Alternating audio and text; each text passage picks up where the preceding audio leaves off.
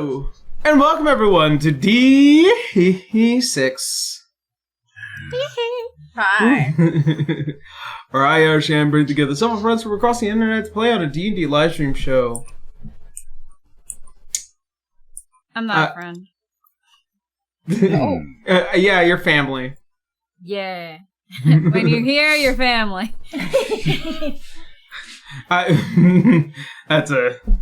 That is a loaded word, but that's not for me to discuss today. All right. So before we get into today's episode, as y'all are already knowing, we're reaching towards the end of our campaign here relatively soon. As we get closer and closer towards the end of the campaign here, you might be seeing more and more reveals for what the next campaign will hopefully be looking like in a relatively short time. The work is being done, and all the wonderful people that will be joining us as players for the next campaign will be hopefully able to reveal more and more as we go along. So, that being said, next campaign updates will be coming out as we get closer towards the end of this campaign. Otherwise, no spoilers. Yeah, can only say so much. As per some of the updates, especially the audio podcast updates, because last week they should have been, or last week as episode 51 would come out, and that will be next week for us. All the episodes between 44 to 48 of the audio podcast versions will hopefully be released. I am just in need of getting the last of the audio recordings for the intro, mid, and outro rolls, and that's pretty much it. I'm sorry, that was me. Well, it's not just you. It's not just you. I thought it was just me, because I was like, so much shit happened this week. Not just you. Yeah, don't worry. It's not just you. It's also me. Squint. And two others. I'm being facetious, but like I'm not trying to. No, we're being shitty. Yeah, we're being friends. Sips upon my Dr. Pepper Zero. Okay. So, yes, episodes 44 to 48 of the audio podcast will hopefully be released by the time episode 51 is out, and then we will start working on the audio podcast versions between 49 to, I guess, 54 by that time. Oh, Lord. Oh, my gosh. Yeah. And we're on 52. Episodes. Yeah. Any which way. So, that being said, I don't think that there is anything else going on D6-wise, and all of our personal announcements at the end. So, yeah, how are we feeling? Just wanna fly. Oh, my back's anyway, here's Wonderwall. Alrighty. So, let us go ahead and get into today's episode of D6. So, where we had last left off. As our adventurers made their way to the Cliffs of Thalia, having traversed the city a bit and hoping to dissuade Samael from taking action against Wallenstein in a more massive way than just waging war. In hopes of creating your fragments of Mythica and finishing them, Samael created his weapon. One that was in hopes to put an end by getting Wallenstein to surrender. After defeating, well, after combating with the party and thus being transported to Wallenstein quickly, you found yourselves meeting with Hassan, giving out the last bit of orders to get the last of the refugees out of Wallenstein. And then also subsequently, as you traverse throughout the rest of the city of Wallenstein in this cold, snowy night, you make your way to the top of the House of the High Lords and the Congress of Alfor, where you would fight Samael, who would subsequently transform into this devil-like creature towards the end, and this desperate struggle to keep the Arcanblade away from him. After killing him, Dante, you attempted to return the rigged core of Arcanum ready to explode back into the Penance Dunes, to which a time stop spell was cast by none other than Igwelf. Kaurul, having stepped forward in taking away the sword as well as the core, and thus disappearing into the void with both weapons. Even though you may have saved the city, this bitter defeat still reigns within the taste of your mouth as you are transported back to the EHS in order to avoid any more conflict with the greater Wallenstein city of Kilixmeyer.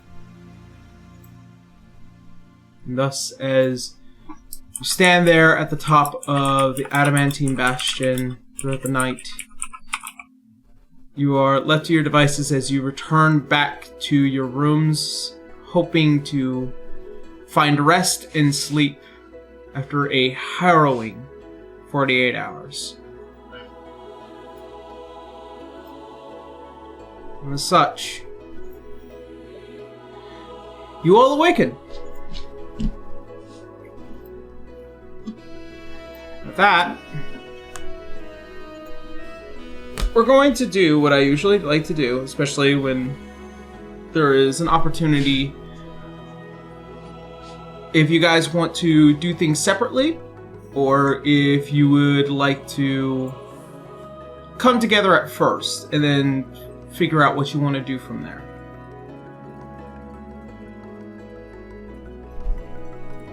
Come together first and then find out what we want to do from there, guys. Considering what we just went through, I think the team would naturally want to check in on each other. Mm-hmm. Are you okay? Are you okay? Are you okay? I mean, Harleen did at the end of the last episode, just went, I'm glad you guys made it back alive, but I'm just going to assume we're all doomed. I'm going to go spend time with my wife. So that didn't feel nice either. Alright. As the lot of you, after slowly awaking one by one, make your way into this main cafeteria area for the EHS in this particular department. As a lot of you kind of just grab your breakfasts and prepare to discuss amongst each other. Just that long, awkward silence of just everyone's eating and just feeling the tenseness. It's like, so...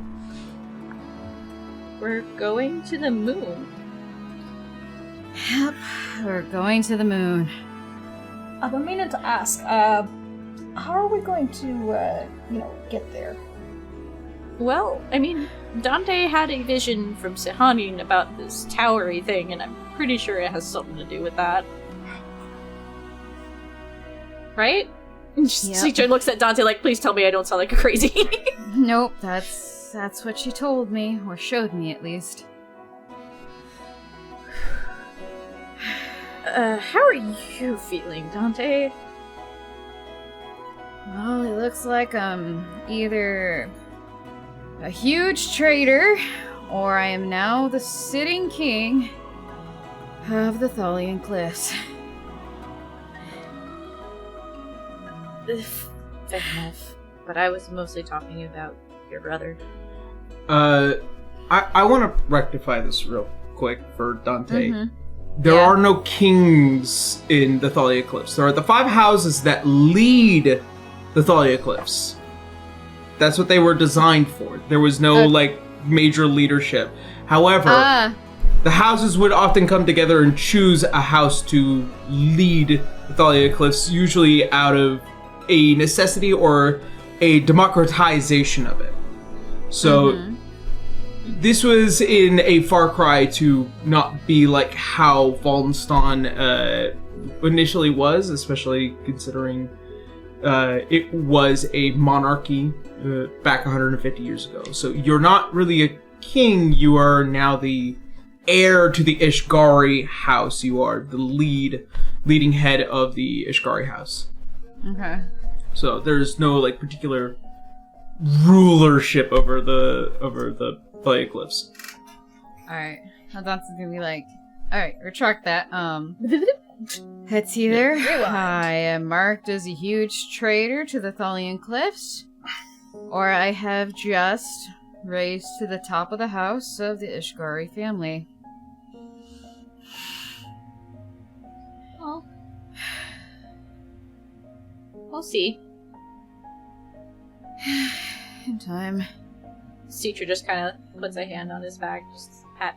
It had to be done, though. He wasn't going to stop. You tried. Yeah, I tried. He almost fucking killed me! Yeah, he did. I thought that was the one thing keeping me alive was... Leo?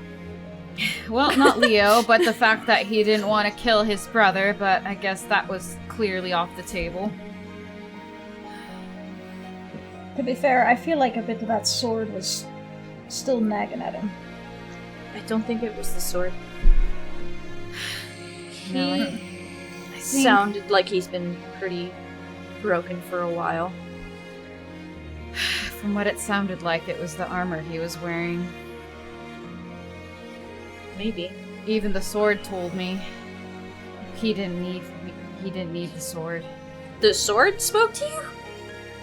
Yeah, so when I grabbed it, I had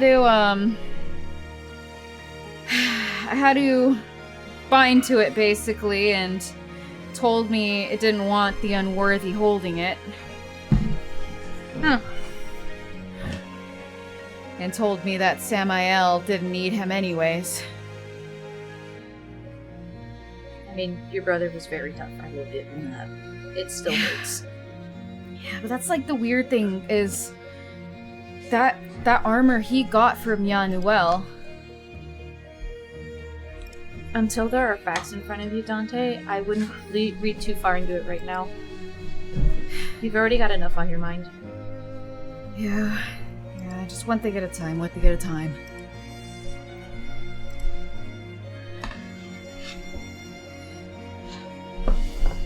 Well, so we have Lacquerel, we've got Just call him by his actual name. Cowrel. We have Cowrel to deal with, and... Have you checked in with Haley about that? That is her brother. I did not. This last time I was a red-looking thing. That is true. I would check in with her just to see how she's doing before we somehow, in some way, make it up there. We need to tell her what's going on. That's not what I mean. It might prove to be helpful.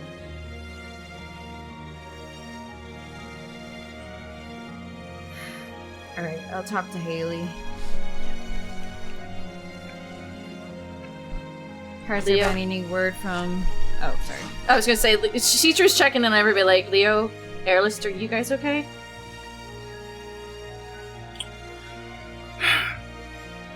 I'm just wondering if this is gonna be it. this is the last leg.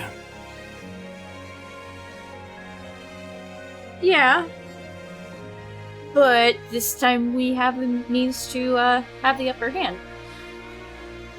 Aye, that is true. It's just, we always seem to get the rug pulled out from underneath us.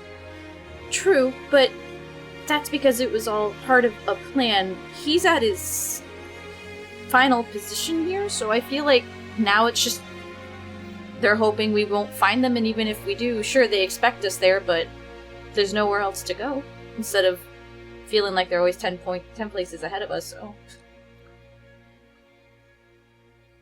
But why the fucking moon? Because it's hard to reach. That would be my guess all day. You know, that makes a lot of sense. Where else could you go where nobody could bother you but the moon? I also feel like he's absolutely going to betray Igwolf because he wants full control. He can't have that if Igwolf is also herself. We've heard enough of it when we first met him first interacted with him on a one-on-one basis. He was ready to give her up then, too. Maybe we can turn them on each other. How'd you suppose we do that? That is a possibility, but... one we can't bank on. No, but We it need is a thing. An option. Aye. It's an option, one that we can consider, but...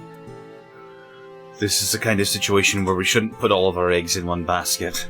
We don't know what's going to happen. We're clearly walking into a trap. Not so much a trap, but just they're gonna defend everything they're working on with everything they got. Well, we can consider that plan A. What do you think we can do for B, C, and D?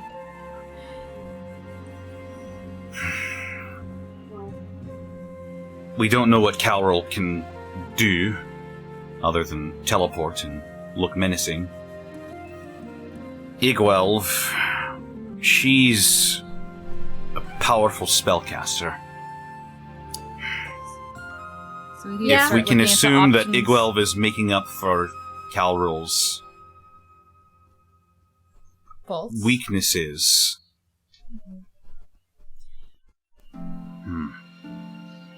Maybe we need to start looking into things that are magic caster. All I have for that is just counterspell, but she's a much stronger caster than I am. I'm relying on the fact that she can't counter my punches. If at all possible, we could try to get some anti-magic capabilities, some powerful stuff. Oh, right. So, you know how, Airless, you know how you were having an issue keeping up with Sam because he kept flying? Because I'm a frickin' wall, yes. I have the fly spell now. That won't be a problem. Oh! Well, hooray! Is there a means for me to get down after flying, or...? You can control yourself while flying. This isn't levitate. This'll be new. I'm not used to having my feet off of the ground for longer than a few seconds. I mean, if you want to practice it, I wouldn't mind. I suppose it wouldn't hurt. It's up to 10 minutes, so you got quite a bit of time to figure it out. Failing that, I can also summon some pixies that can also cast fly. That's actually what I was trained to do, but, well... The pixies can teach someone to fly? Or cast a spell to fly? all of them. Cedar's like, what? So let me get this And straight. then some. Let me get this straight. You're intending to cast fly and have me run at them full force? Yeah. Because especially with spellcasters, like even me, despite being a monk, I'm still a squishy. I want to get away from you as far as possible. Once you have flight, that's it. You can get anywhere they're at. Well, this sounds like I need to get some practice with flying. I can help you. Or Alright. Leo, depending on who wants to do it.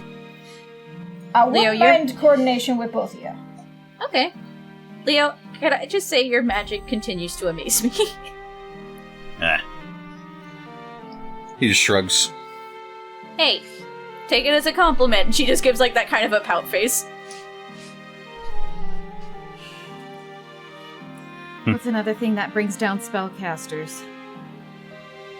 Silence? Ooh. I have got that covered. Yes, that was real interesting in that fight. Use that on Grin. Oh, what's another thing? How can we make them more stupid? That's a little... We need to overcome a wisdom. Player talk. Perhaps something that can... Something that will be able to aid us towards resisting spells.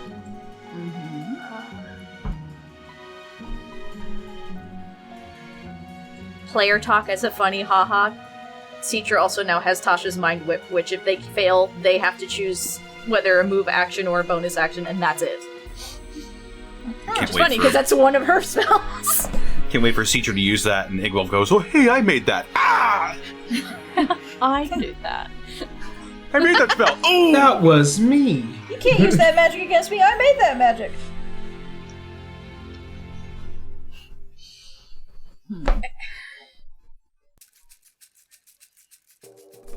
Well, one thing we know with magic users, you don't want to give them space, which is why I took it to learn fly, so you can also be in their space. But we also don't want to be bunched up together, because that hurts.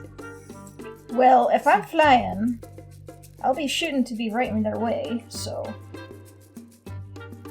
They'll have to get through me first to get to you.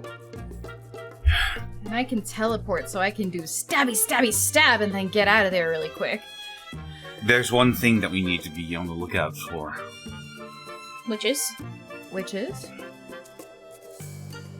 That beam she made. The thing that killed Bra. Disintegration. We absolutely cannot let her do that. All I can do is try and counter her. That's it. But also, she has to touch you, so... Those who can stay away is probably your best bet. So Airless sitting over here looking nervous. She has to touch them in order to make any kind of dent. So does Citra. She also needs to see you to do it, no? She has to touch you, so yeah. If she can't see where you're at, she just can't magically know where you are, I think. So what are we gonna do? Throw sand in her face? Blind her. I have that, actually, and she pulls out the little jar. She does. She actually does. Suck it, sand. I didn't figure you had that. Alright. Hold on. Where is that Pocket thing? sand. Oh my god.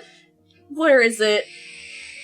There it is. Bottle of Sandstorm. A small round bottle of what looks like to be an endless sandstorm on occasionally rest after use. Once per long rest, you can open the bottle as a bonus action, releasing an arid torrent of sand in the direction if pointed at a creature. It is blinded at the end of it till the end of its next turn.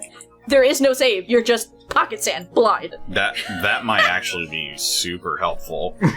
Citra just kind of looks at the ball a little bit more, like, appreciative, like, this was from Sob's too, as well. So, he's given us everything he can to help us in this fight.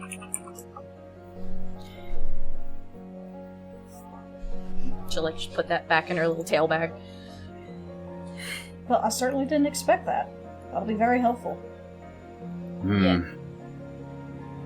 What do we know about Calrol the Vile? What do we know about Carol the Vile?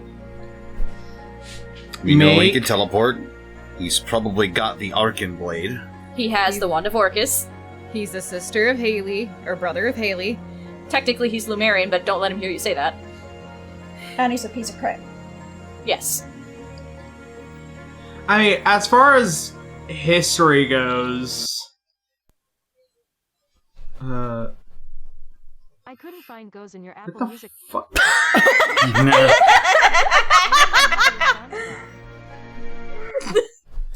Technology. I swear to God, I turned that off. First it's the Echo, now it's Siri. As far as history goes, Like, I know we can probably ask Haley, but that might be a sensitive subject, so I would suggest maybe you handle that, Dante. Citra. Oh, Uh-huh. There is notable history of the name of Carol the Vile, given that, over the course of, 5,000 plus years. Old man. You've heard whispers of, even Alois had mentioned that, he was gone about 1,000 years ago. Many had considered him dead. For the strangest reason, it comes off as a mystery as to who this Carol the Vile figure might be, but that is a topic for probably Haley, or probably even looking at some older books, and as well as probably some of the more particular knowledge that the Cobalt Soul might have, given their nature, especially here within the EHS, because Carol would have existed in the old records of Lumeria. I mean, Citra's now a Cobalt Soul. She could give it a go in the library if she doesn't get lost again. But that's as far as, your passive history would tell you. Okay.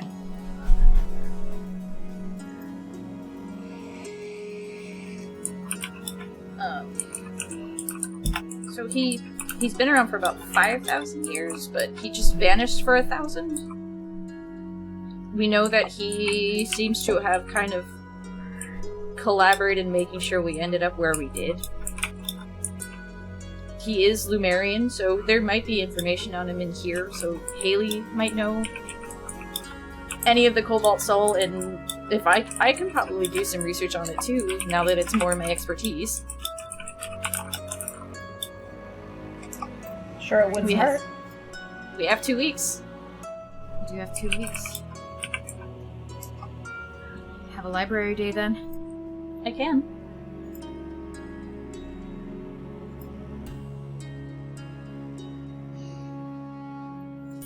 We've gotten out of crazier things. And we do have a few things on our side, and even Azure said he's gonna come with us. I'm not gonna lie and say that I'm fine to you guys. I am absolutely terrified. And I feel like I have possibly broken my promise with my parents to come back. But I also don't want to just keep my head in that headspace of, we're all just gonna fail. Citra just does a quick little dab of the eye, so we just have to do what we can, do our homework, and go in like we own the place, right? Mm-hmm. We just gotta win. Yeah. They Well, I can chose promise the I'll best. carry fix it as that. I can. Gotta carry that unerring bruh confidence in with us. That's the other thing. You remember when we defeat her, Bruh's done.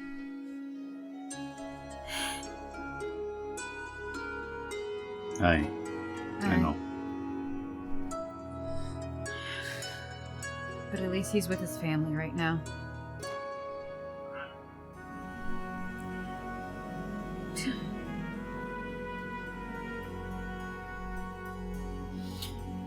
Alright, well, let's give him hell.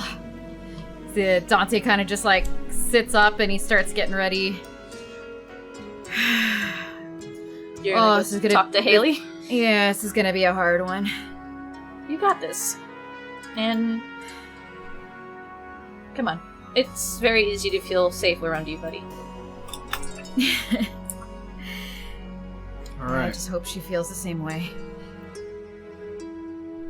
Well then.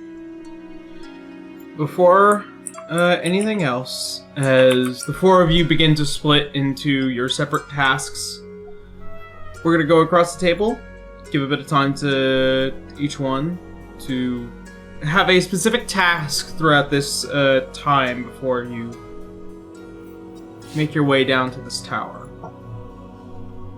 So, Citra, anything you would like to do during this time?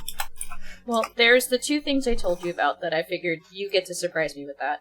The other thing, obviously, now is she would try to go through the library to find what she can for her teammates on this. Okay. Roll the dice. You choose.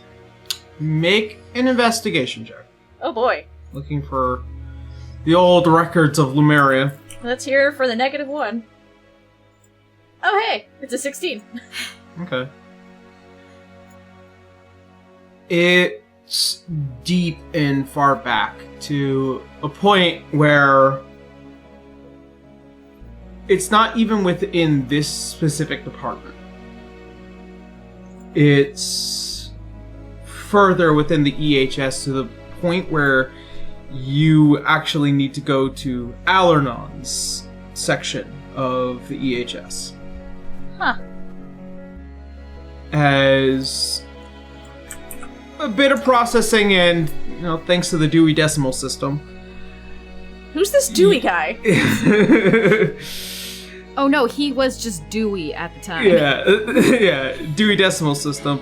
You do happen upon a very old and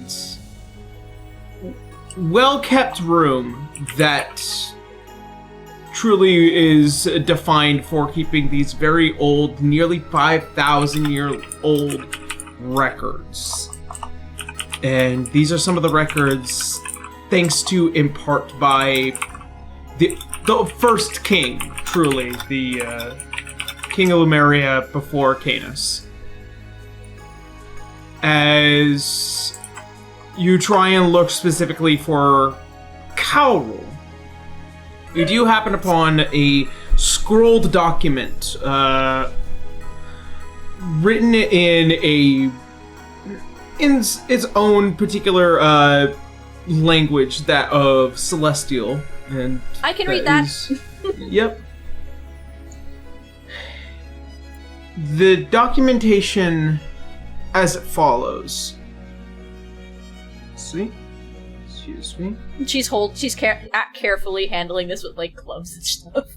Yeah. As you begin to read some of the first few sentences of the act and order of the removal of Cowrul, as well as the 13 other scientists that worked along with him, or the 12 other scientists that worked along with him. So there was 13 in total.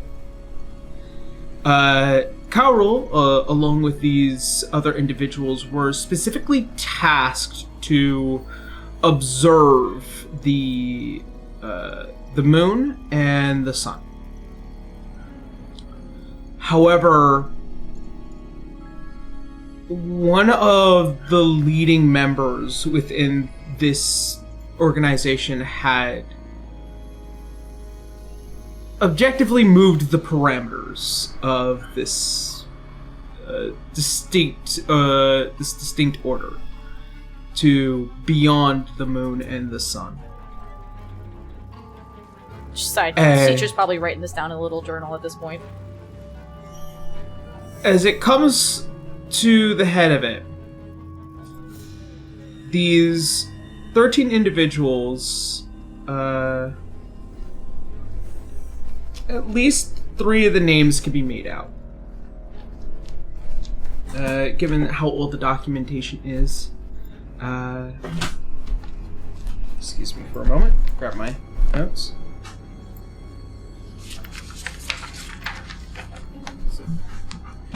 The first one, of course, is that of Cowrul. Cowrul Luminari. The second one is Modius. His last name still remains unknown. And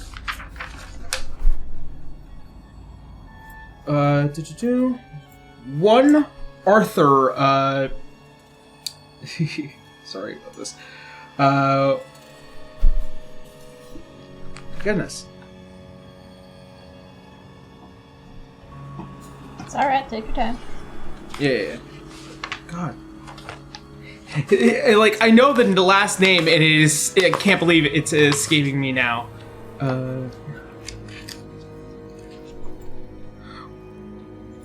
One Arthur von Druig.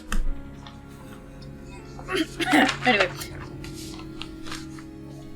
The last name is, how do you spell it? D-R-U, right? Yes. D-R-U D-R-U,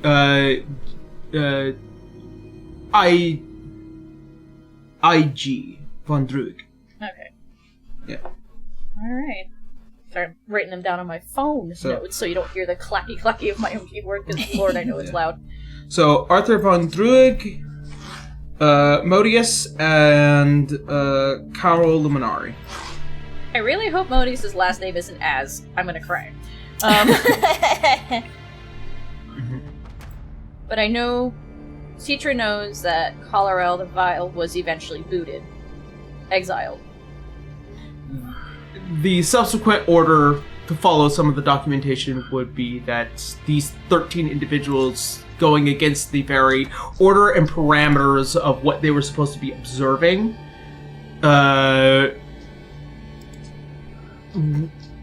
it would follow along some of the documentation where it was not only an act against the kingdom of Lumeria, but also an act against the gods.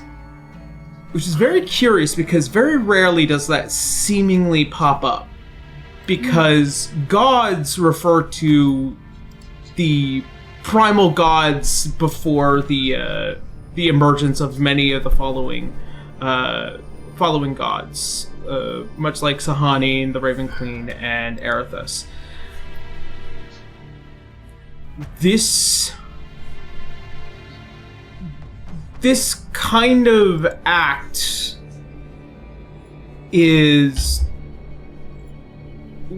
would have been considered a mercy if not for the notion that being booted out of Lumeria and having a lot of what you've known taken away is interesting knowledge.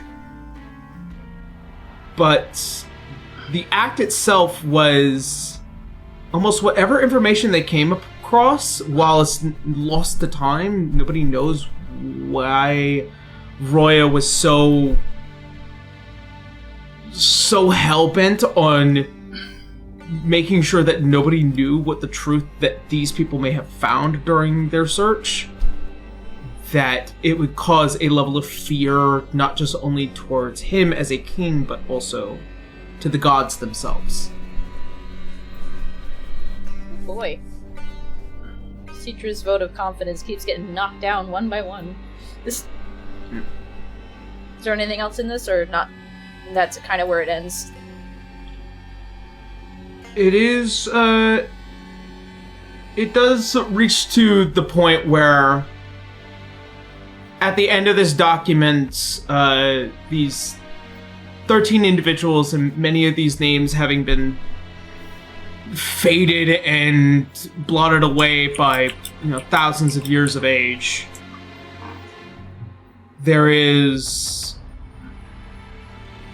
something that follows along towards the end where the language has shifted to something that is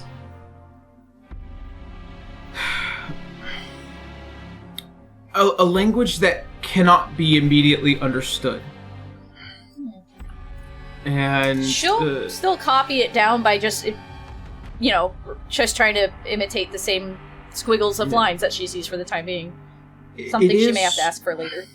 It is an Elvish transcript. Old Elvish.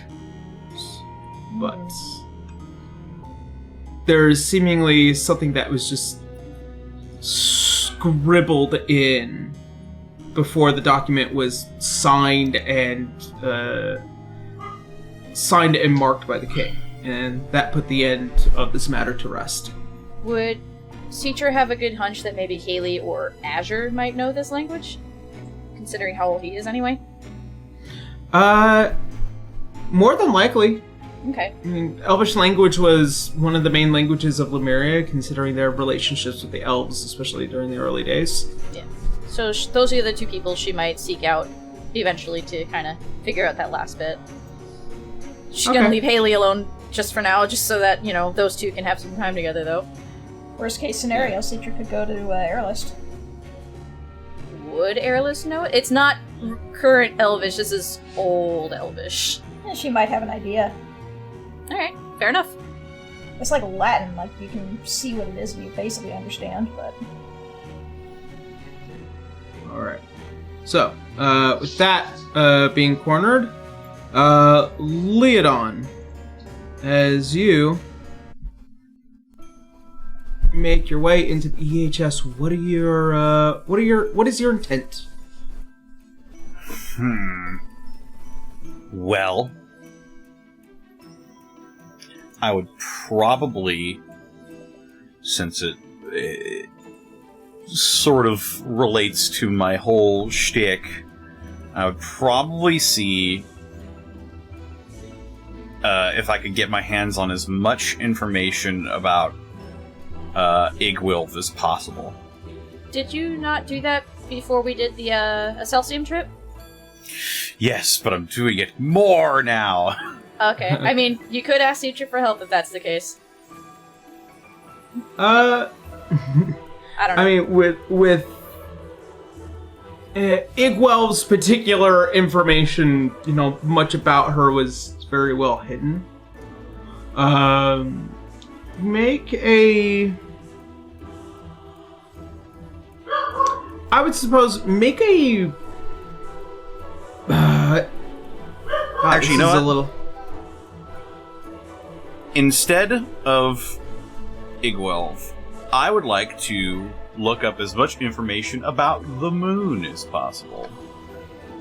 If there are people that have been there before, if any societies have cropped up on there, if...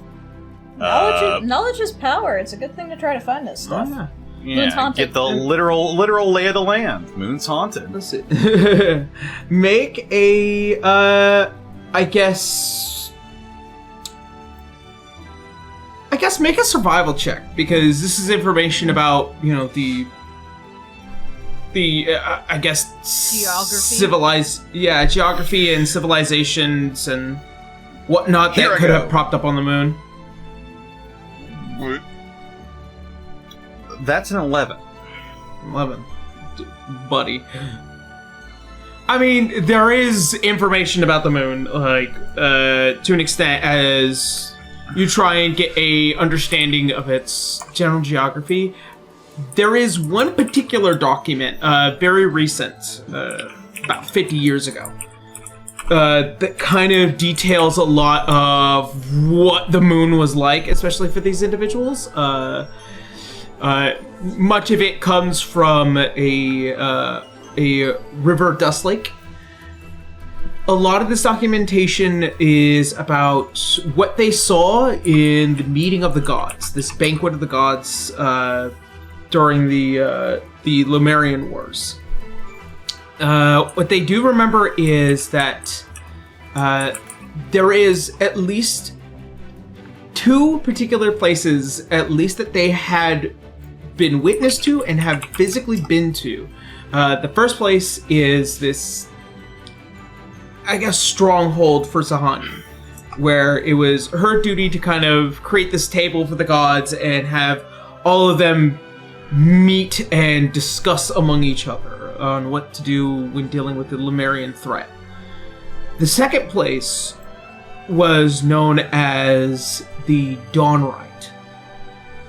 The limited knowledge of the Dawnrite is as it follows. It is the dawn of intelligence and the right of ignorance.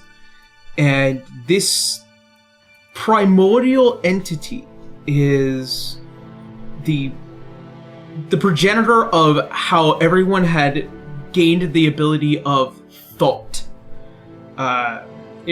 Whilst one would imagine that Ayun being a goddess of knowledge, this being, this vault of endless knowledge, this this thing from the beginning of time is strangely discomforting due to how much it knows about any individual at a time.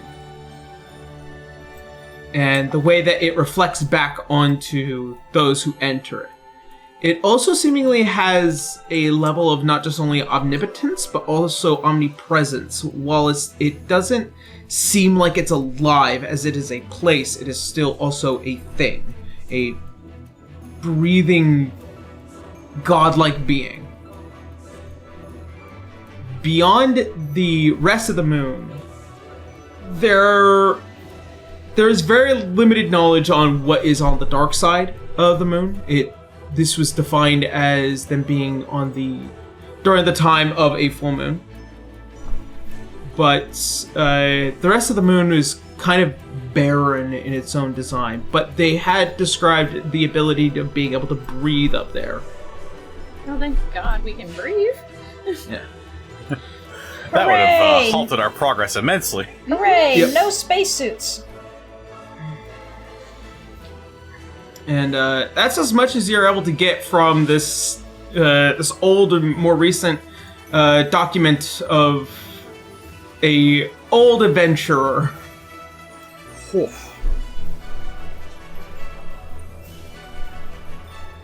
Suture coming out from the back ends of a library. How long have I been in there? Look like they just went through a fight of their life. They're just hungry.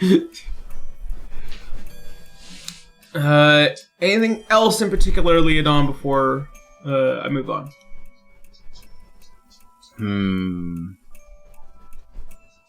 So there really is not a lot of information about the dark side of the moon? Not that you would know of, no. Maybe ask Dante to talk to Zahani about it. 11. Or Pink Floyd.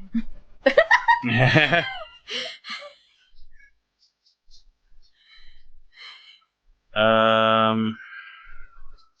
we gonna use the slingshot maneuver? Oh my god. Let's go. Some of you might know that reference. I know that reference.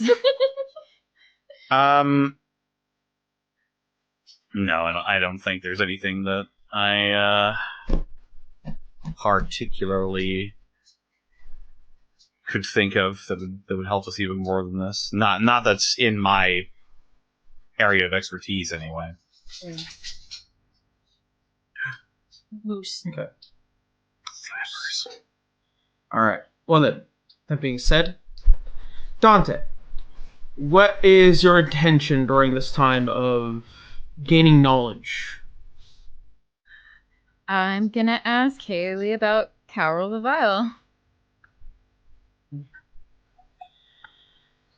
As you go and walk and approach, as the rest of the party begins to split in their own design, you can see the young Haley as, well, young for you, but definitely much older, as she looks at you. I'm glad you made it back alive. Yeah, How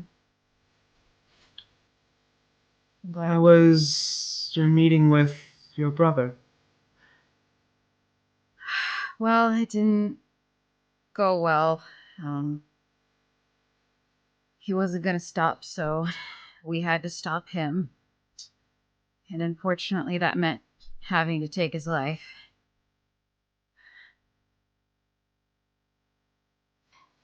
I bet it wasn't easy. It wasn't. But on that note of having to stop brothers, Haley, we're gonna have to stop yours.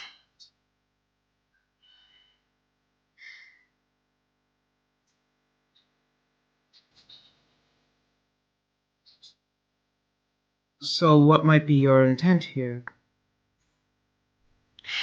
Well, sorry to As have she, to... you can see as she kind of like prepares herself here, like almost as if she's ready to like It's kind of almost fight or flight here. Well,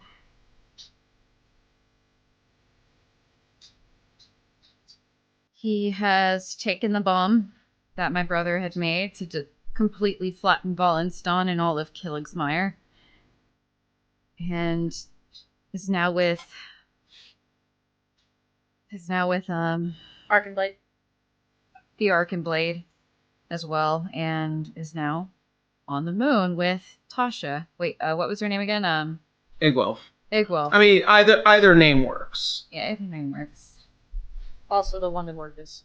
The Wand of Orcus and the Red King, or the amulet of the Red King.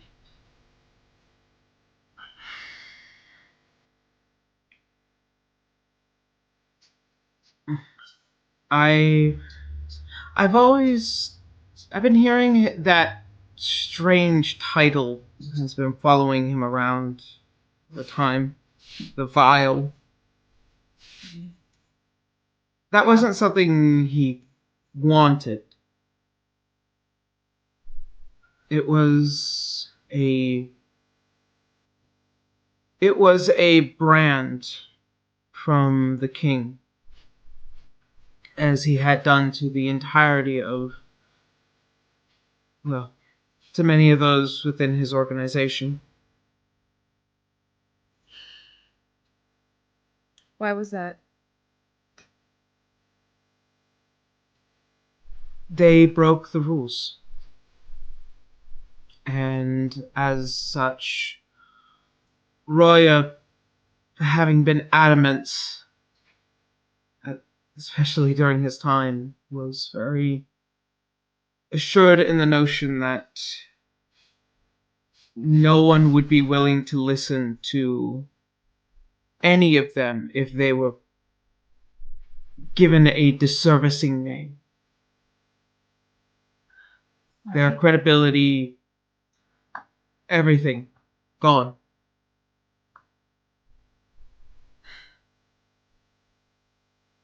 Alright, then don't tell me about Carol the Vile. Tell me about Baccaral the Veal. Baccaral the Veal is a High Lord of Killigsmire. But Carol, the scientist, his main motives were the prospects of being able to witness outside of this star. The monitoring of both the sun and the moon were of great import, at least to the king. Something about those two things that we have taken a lot for granted. Given that the sun provides a lot of energy and warmth, and the moon has given rise to a balancing of gravitational benefits, especially for our star and many of its reflections. So it would not be beyond me to believe that if what my brother had done, especially in the time of the, I guess, apex of our age, it must have been something terrible. Because all I remember was a single frantic night before he left, and was never seen afterwards.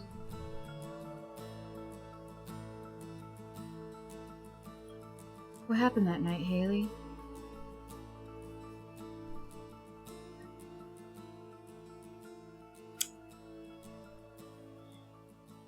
He found something.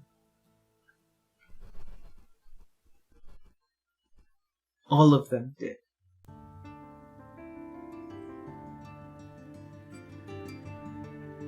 When they moved the parameters beyond the sun and the moon, of course they were still monitoring the two.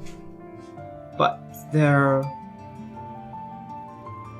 eyes were too curious, their minds too open.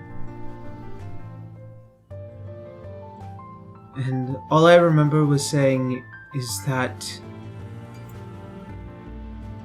there will be something that comes for us all.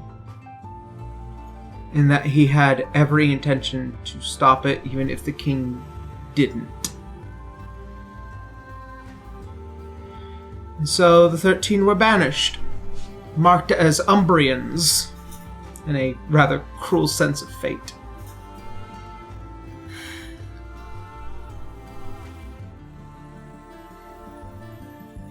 That's what he's trying to use Tasha for.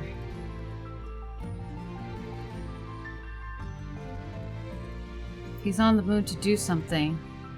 We thought initially that it might have been to destroy this entire star, but he's looking farther. You do know that he's basically aiming to turn everybody undead. Yeah. But why would he look out?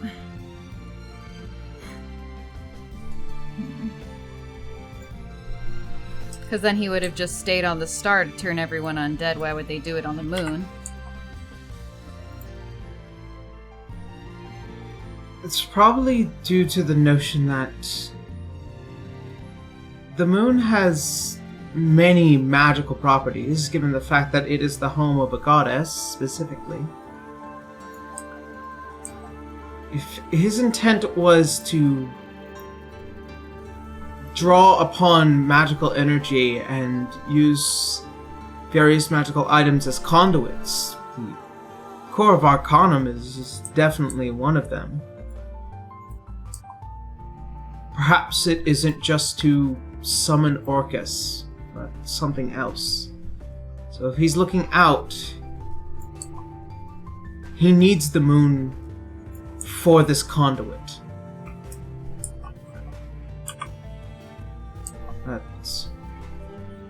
I'm going to be honest, my skills in understanding the more complex conjurations and transmutation circles are somewhat beyond me, so I guess that will have to be a question you ask him. Yeah.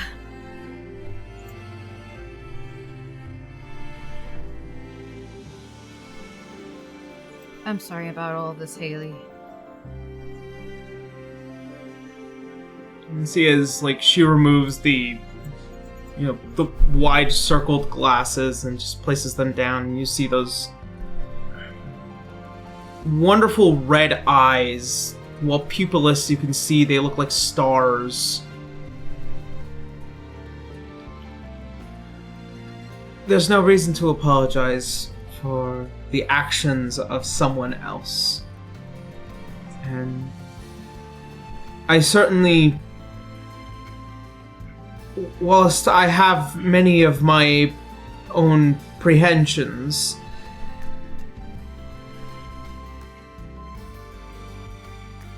if he is intending to destroy everything that we have managed to scarcely rebuild here, I don't see why we shouldn't stop him.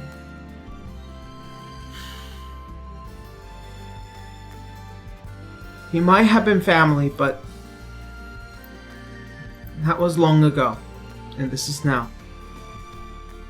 Lord knows that if he even considered me his family at this point either.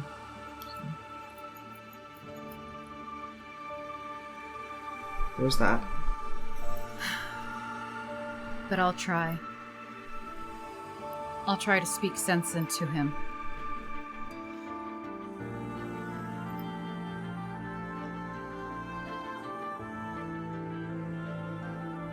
I'm interested to see how that result will turn out.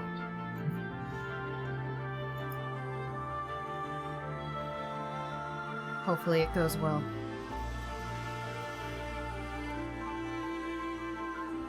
But at least I have to try. I know.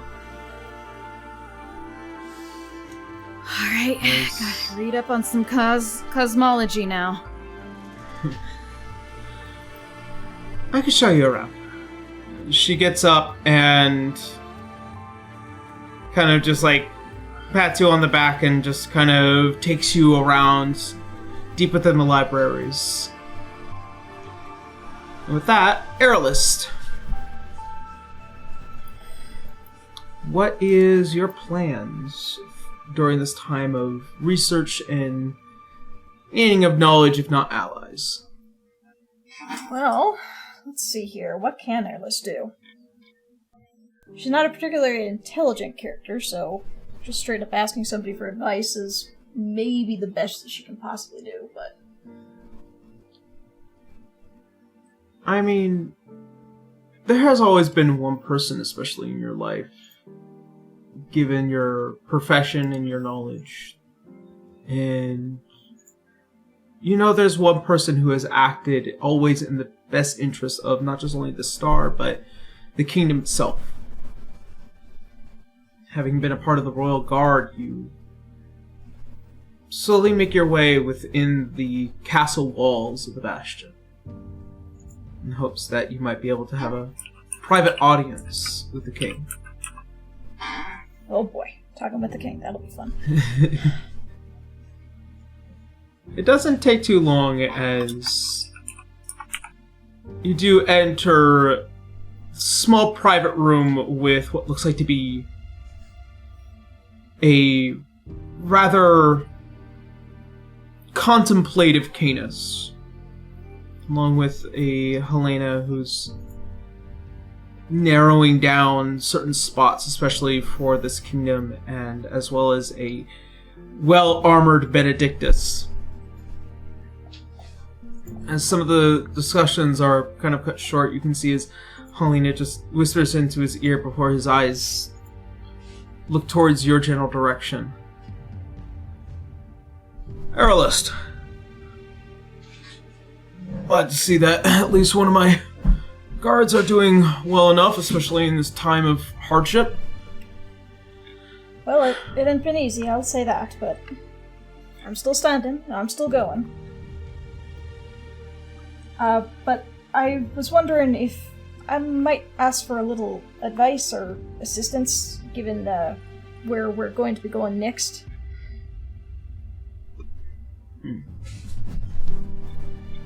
I've been hearing a few things, especially from the director. Yeah, so we're going to be going to the moon. I've never been there. I know nothing about it. And then we're going to be fighting a couple very nasty folk, so having any kind of indication of what we can do, that would definitely help us, and we can regroup and share information and all that when we're all set.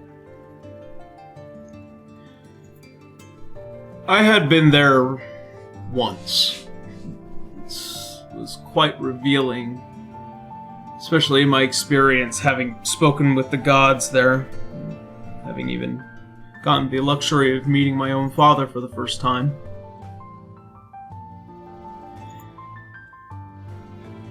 I would say there is an energy there, and these individuals that you are hunting down,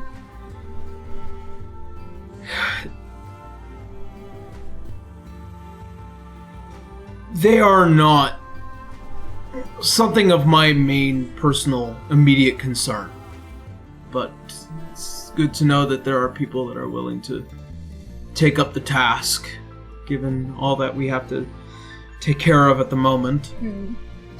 Now, I don't want to take up much of your time, sir. I see there's quite a bit going on here. But I'm wondering, you mentioned this energy. Do you know anything more about it, or is it just a general thing? As he gets up from the chair and he walks on over, there was something about the moon, especially given what it beholds, the goddess this stronghold as well as the Dawnrite, and I always felt that there was something more, but didn't want to question it as far as, given the circumstances, trying to put an end to the man that had once ruled over this very castle himself. So I didn't question too much into it.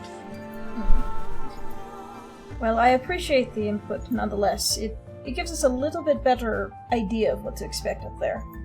And possibly a reason why they're even up there in the first place, so I thank you very much for your time, sir. I don't want to take up any more of it.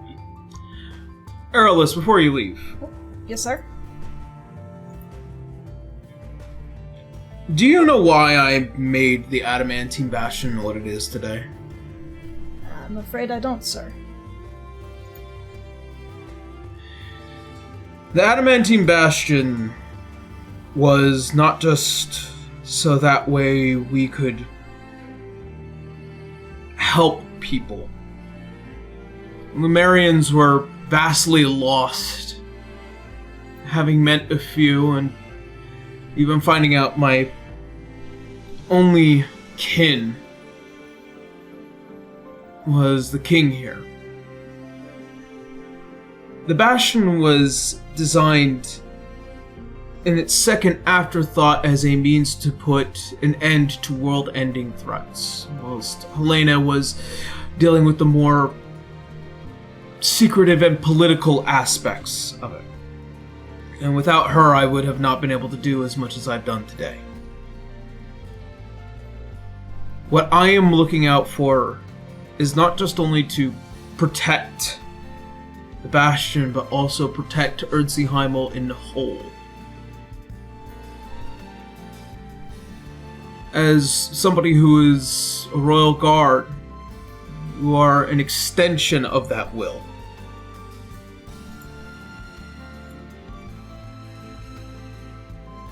So I hope that you would understand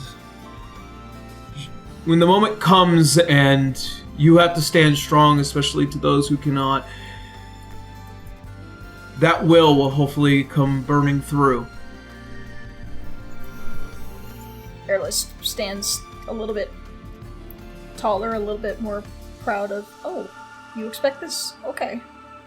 And, she will nod her head graciously. Thank you, sir. I will do everything in my power, not only to protect those I'm going with, but everyone back here when I'm gone.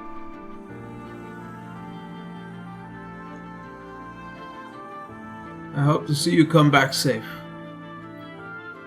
I will do my best, sir.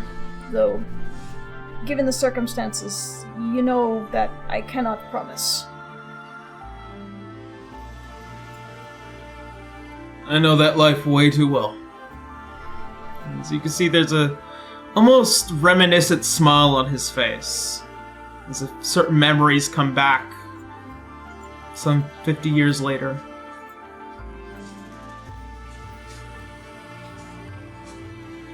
As you give a quick nod and you are dismissed as you head back towards the EHS in hopes to discuss whatever Canis had originally given you as per information-wise. Is there anything else you would like to do whilst you traverse around? Probably Erlist is going to just take in the sights a little bit. As a guard, yes, she was intended to look around and keep an eye on things, but she didn't really look around. So she's taken this opportunity just like, hey, this is probably going to be my last adventure. Let's enjoy this while I can. Appreciate the beauty that it is. Exactly. You traverse in throughout the entirety of the Adamantine Bastion and kind of begin to take in a lot of the sights. You find yourself inching closer towards the Miracle Ports, and you also find many particular interests, Let's see here. Excuse me. I'm trying to find my documents. There are many restaurants, especially as it kind of goes throughout the length of the entirety of the city. A couple of new ones that have been popping up, but also you've noticed that the tensity of the city has begun to kind of die down a bit since the airships that had initially come here with the intent of combats had left some time ago. You can tell that there is a level of bravery that comes with these people, especially the way that they behave. And many of the sights, as you look even beyond the edge of the Adamantine Bastion, looking down, you can see that giant open plain that is Alanon. And all that is below it.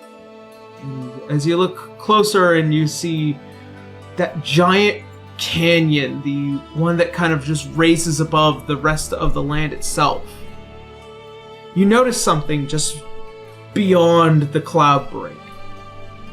What is this? What could only be perceived as like a tower.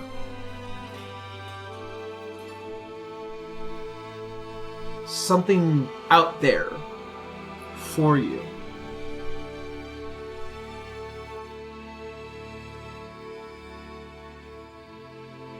As you walk through these large open fields made for cattle and farmlands, as you walk to what can only be perceived as almost like a theme park, specifically for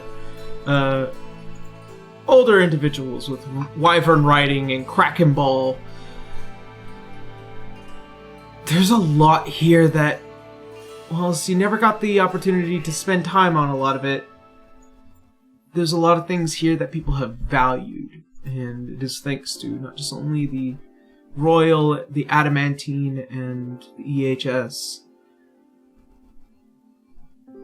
The site is unlike any other. You can see what Canis meant by his will, what he intended for the Adamantine Bastion to be.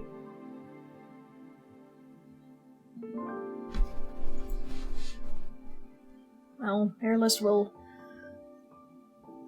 study each thing very, very carefully, but also openly, just to enjoy it, just to see it. And on coming on any particular thing, maybe there's one particular thought of these people and everything going on, but perhaps what will stick out to Airless most is, I have a lot here. We have a lot here. They have a lot here. I can't just let this go. So I'm going to do everything I can. Not only to stop what's going on the moon, but to come back and see some of these things. She's particularly interested in checking out that wyvern riding. Oh, it's a lot of fun. You were Airless. Airless. Okay, yeah, me too, but... in and out of character. Dragons! Dragons! Wyvern riding, wyvern riding. Alright. Giving penance and everything. As the next few days begin to pass, and more information as you guys begin to study and learn and train and observe,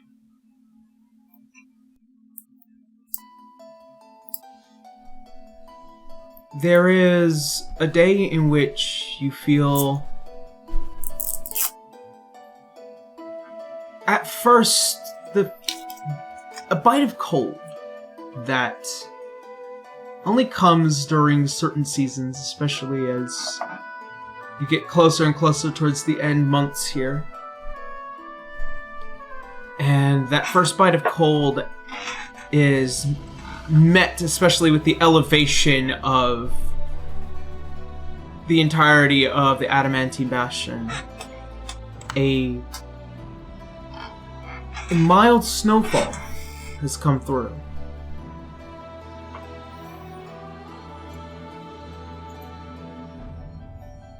But we will get into that soon, as we're going to go ahead and take a quick 10-minute break and then come back. All right.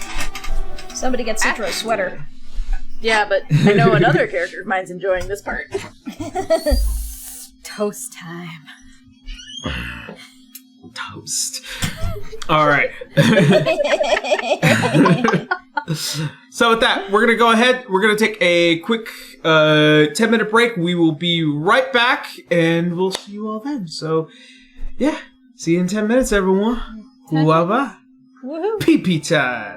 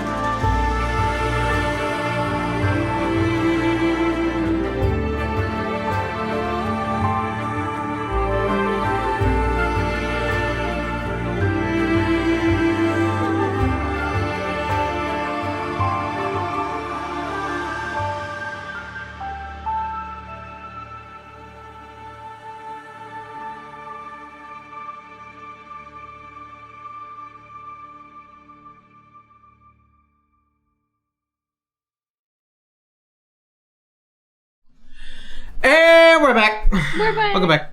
Oyster cracker. Oh. You and your oyster crackers. Oyster cracker. Alright, so with that, we're just going to go ahead, jump right back in, as we're going to go across the table as we have already. As you all awaken to a few days later, after collecting various pieces of knowledge, as a very light snowfall has come across the EHS and the entirety of the Adamantine Bastion, as you are now getting further and further into the cooler months. It's too cold. Oh, a specific elf of mine is happy. Yep. So, Citra. All this knowledge and this information at your disposal. And a bit of time to yourself. What do you intend to do? Well, she knows looking for Azure is kind of impossible. He just shows up when he chooses to. But given all the information they're getting and trying to keep their heads up, and there's also that heavy feeling of Acelsium and how they're faring and wanting to make sure she can still come back, but there's just that uncertainty. So the closest family she has is her grandmother, so I would assume she would probably eventually make her way over to that temple. Okay. Wrapped up in probably the warmest thing she can find, which I think is, unfortunately, another garb from the other temple, but, you know. Alright. As you walk over and you find yourself within this cathedral district, many of the houses of the gods, as you walk in and find yourself kind of in a level of privacy that there are very few individuals here. As you see that tall and beautifully crafted statue of Erithus just at the center of this diocese that give off the same vibes as having met her yourself in those dreams from before. She'd sit as close as possible. I'm assuming there's, like, places to sit on either side and whatnot. Yeah. You know, she'd have the pendant in her hand just kind of fiddling with it, which is almost like a safety blanket kind of fidget, you know? Yeah. Many thoughts in her head of, you know, she almost even couldn't make the fragments work. They almost died to Samael, you know. Granted, we already knew he was very strong. So, it's more so just trying to see comfort where she feels like she's trying to keep hope, but it's like, it feels like it's slipping at the same time.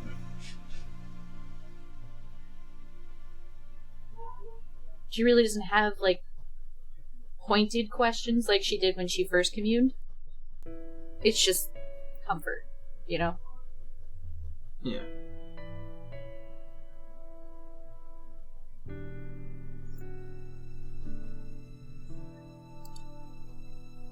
The air here is, well, it's definitely cold. Yeah, I will say the way she's sitting is more like she's sitting like a child would with the legs up and whatnot on the pew, just... Yeah. Poor Citra. She's built for the desert, okay? Don't judge. There is that faint clicking sound you've all too familiar with.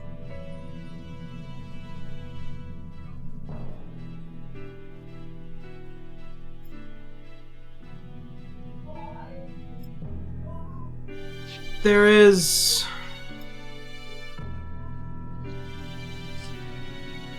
a certain sound, especially it's this almost ratcheting now, not so much clicking, but almost stronger, and almost as if something is being built. Like, where she is physically, or what she's hearing on the inside? Like what you're hearing on the inside.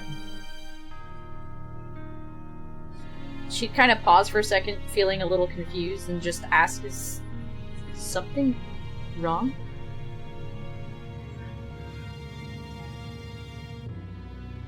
You hear another few clicks of that ratchet before it comes to an end.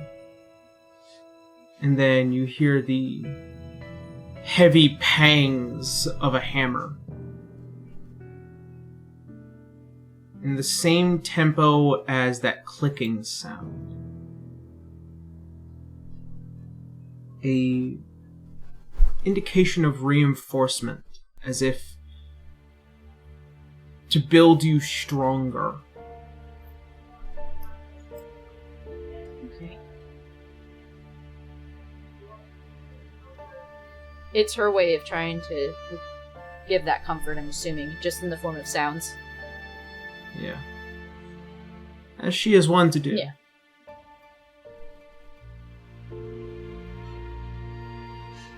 So she's assuming she can hear. She's listening at this point. Yeah. I know you're very busy. They all are, but I'm trying to be confident through all this, but I'd be lying if I said I wasn't feeling scared.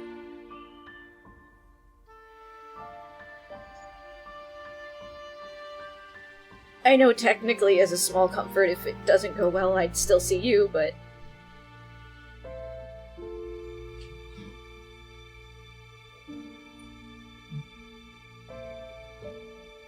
I finally feel free of for myself, but it just feels like we're getting thrown into another cage.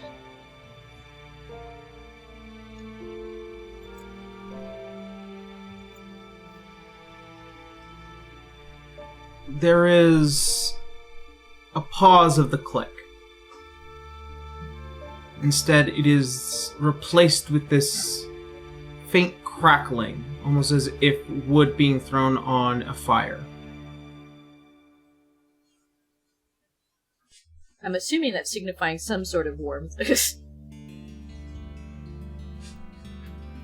is different, as you kind of feel that heat deep within the heart and the hands. You remember back on the words of Sov, to carry their flame. And I will. I made that promise, I'm not gonna break that one. I wouldn't hear the end of it for sure if I didn't.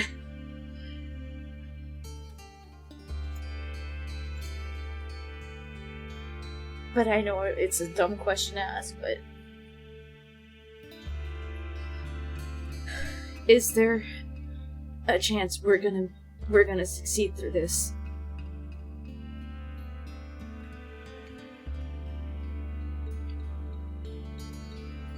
There is a absence of sound for a moment. And she's aware that, they're not all knowing, they can't just predict the future. It's just still like that, almost like a child, scared of, I'm gonna win this, right? And the parent can't promise that the kid's gonna do whatever it is they're gonna do and come out on top, Yeah. However, there is a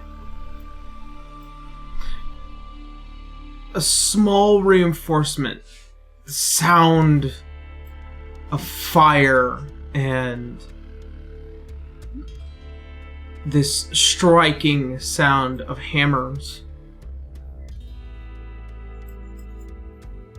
And then there is a sharp sound, almost as if this practice of blade and stone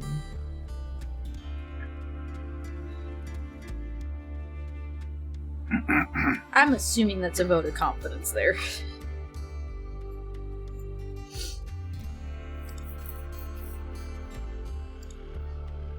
And I know I asked this a little too soon earlier on, but is the Celsium doing okay?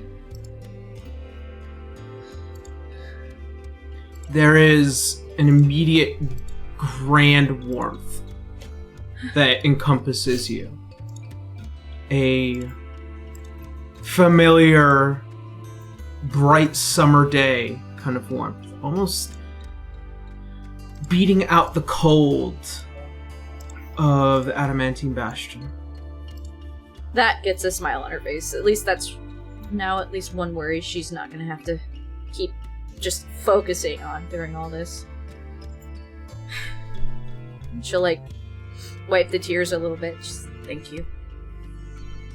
And I'm gonna try, I promise. I'm definitely not just gonna half-ass this. No. It's just... those two people on the moon, you know? If you asked me this a few months ago, that's where we'd end up, I'd be laughing because of how insane this sounds. And then she pauses for a second. We're not gonna run into Sehanin on the moon, are we? There is a definite lack of sound. I know, dumb question. As the echoes of the clicking begin to fade away. Yeah, she's a busy lady. Family or not, busy lady.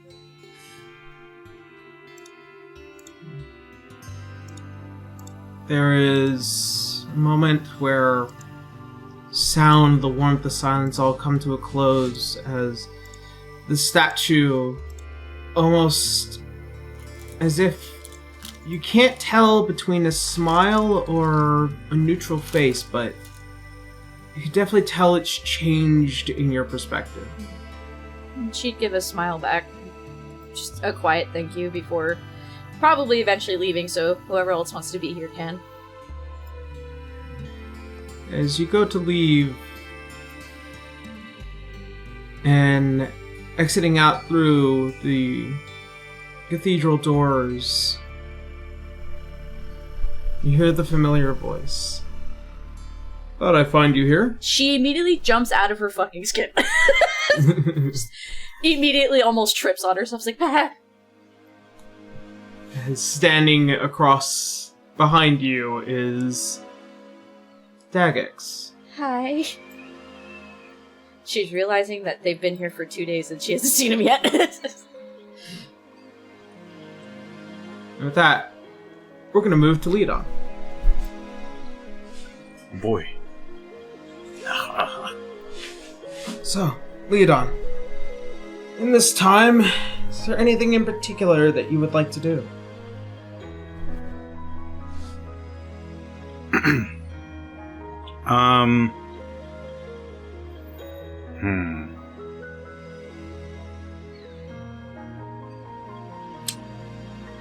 He would probably write another letter to his clan, but specifically to his birth parents. Okay. Basically explaining, I'm about to do something very dangerous, but I'm doing it so that all of you can have a place to go to when all is said and done.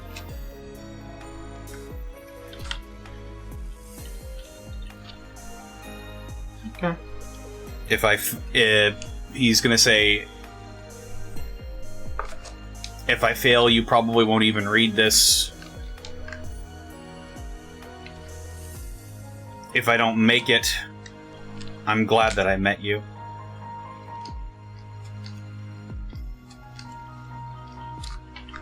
And if I live, I'll see you again soon. I don't plan on staying at the EHS longer than I have to.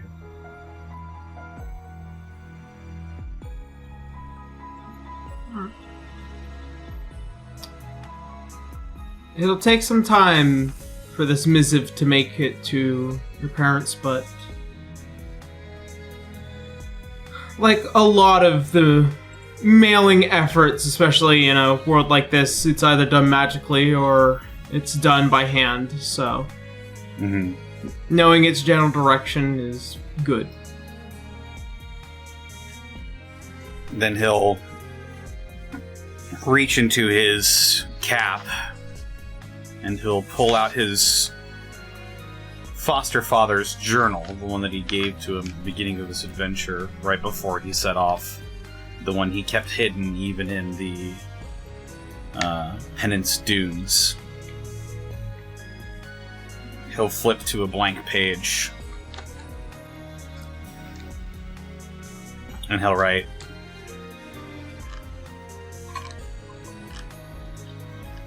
"You'll never guess where I'm about to go, Pop. You may have been all over Erzheimel, seen pretty much everything you could see. But I'm traveling even beyond that. I'll have the best view in the house. I hope that when we see each other again, I can tell you about it. And I hope that will be a long time from now. You and Alois, I don't know what your stories were, but I'm glad you were in my life.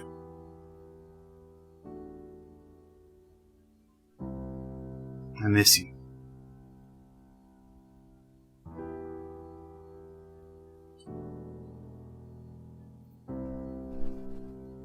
And then he'll fold it up and put the journal back into his hat and put it back on. And then he'll reach to his side and look at the Imperium Slipstream, this incredibly magical artifact, and he'll, as he's done so many times in the past, looks at his own reflection in the blade, and as he turns it and looks, he probably sees different reflections of past Leodons, past chieftains of the Farcloud clan.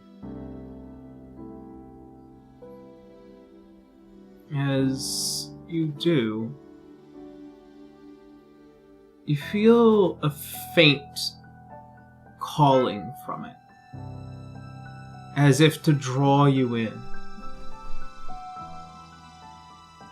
Do you let it? Yes.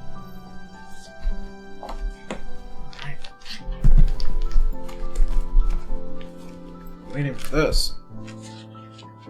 Oh boy, oh boy, oh boy. He's so excited. As you look at the many... Yeah. Oh! Migraine! Yeah. It's me. As you look into it, it drags you through as you feel this airiness, this out-of-body experience. As you stand in what seemingly is this endless forest, surrounded by a massive amount of trees, and in this perfect circle you see what looks like to be these figures, almost as if they look like that they were supposed to be stone statues but made of wood and carved by hand.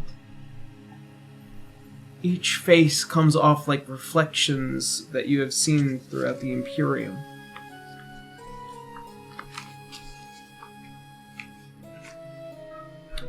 As you reach towards one of them and you go try and touch one, you see as the bark kind of flecks away, revealing a face, much like yours, Firbolg in design, but more feminine in effort and design.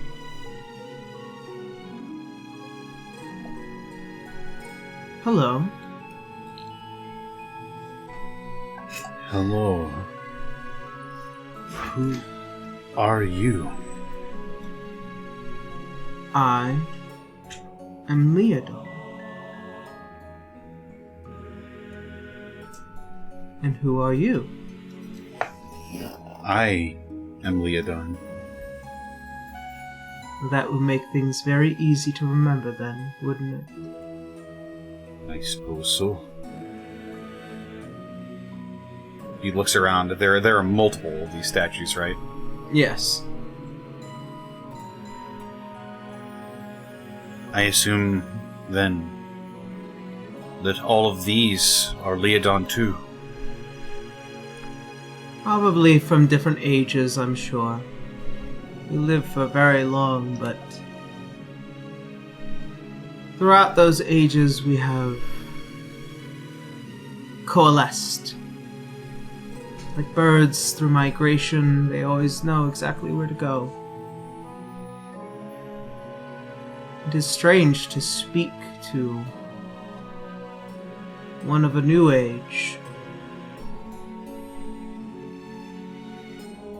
Probably as strange as it is to speak to someone from an age past. His sort of shy smile quickly dissipates and he looks down and then back up. I face a challenge, a threat to not just my existence, not just the existence of our clan, but of everything. I've already failed the people that I work with, and I can't fail them again, because if I do, it means death. My age, I believe I had the same ideas. I thought, if I allow for the destruction of our people, then I will have failed greatly. But look around, to each and every face that stands here. We've all failed at something.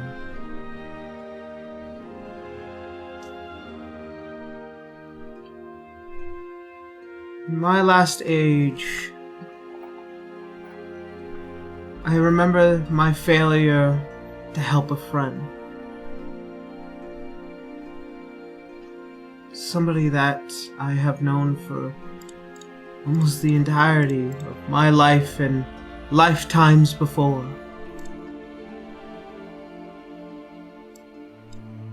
We are not eternal creatures, and much like nature, we either evolve or we go extinct. And eventually, it is one or the other.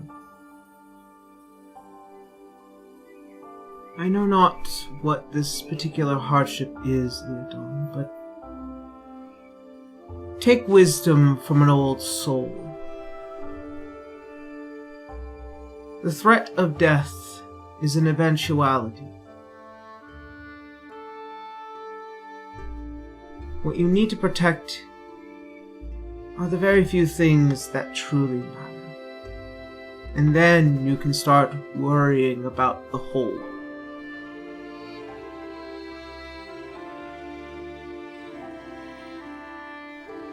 Don't be scared about failure. We all eventually fail. But if it truly is this world-ending failure,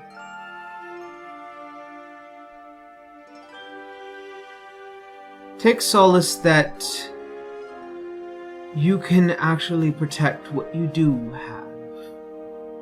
To the last breath, as I had once done.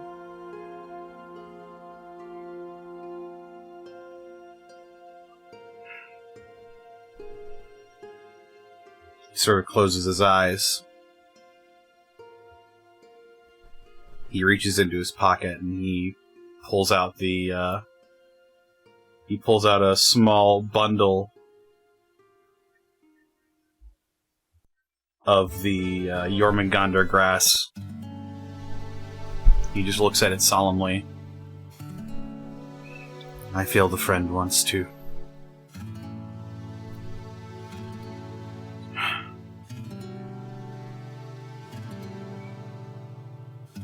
As you go look back up to the face, it has returned back to this wooden statue.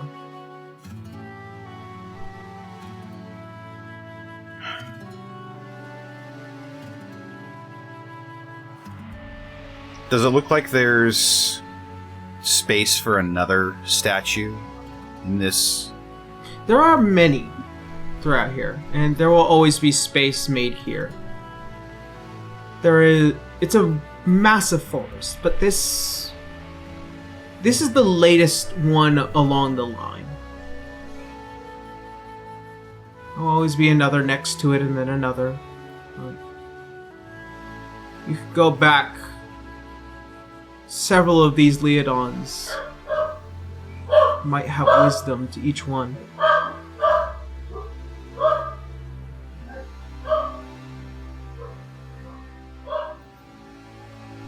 Leo would just look at all of these wooden statued faces for a moment.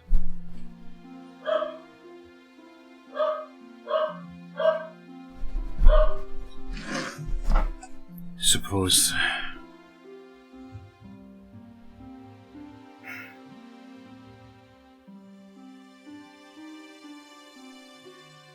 we'll just have to make it work then.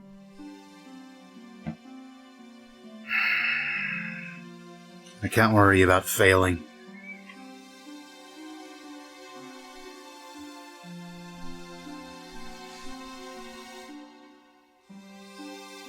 And he glances over the space one last time. He looks over the space where more Leodons may and likely will crop up.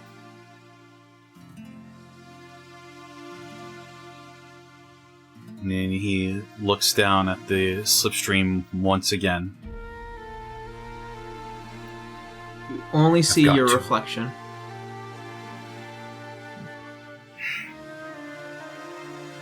I've got to.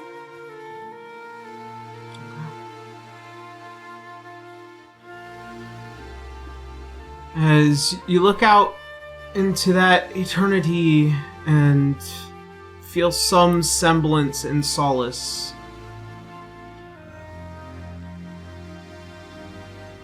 you find yourself reawakening within the adamantine bastion, pulled back from the memories.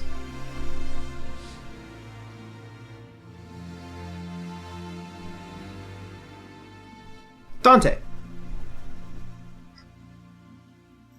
as you spend your time around the EHS, is there anything in particular you would like to do?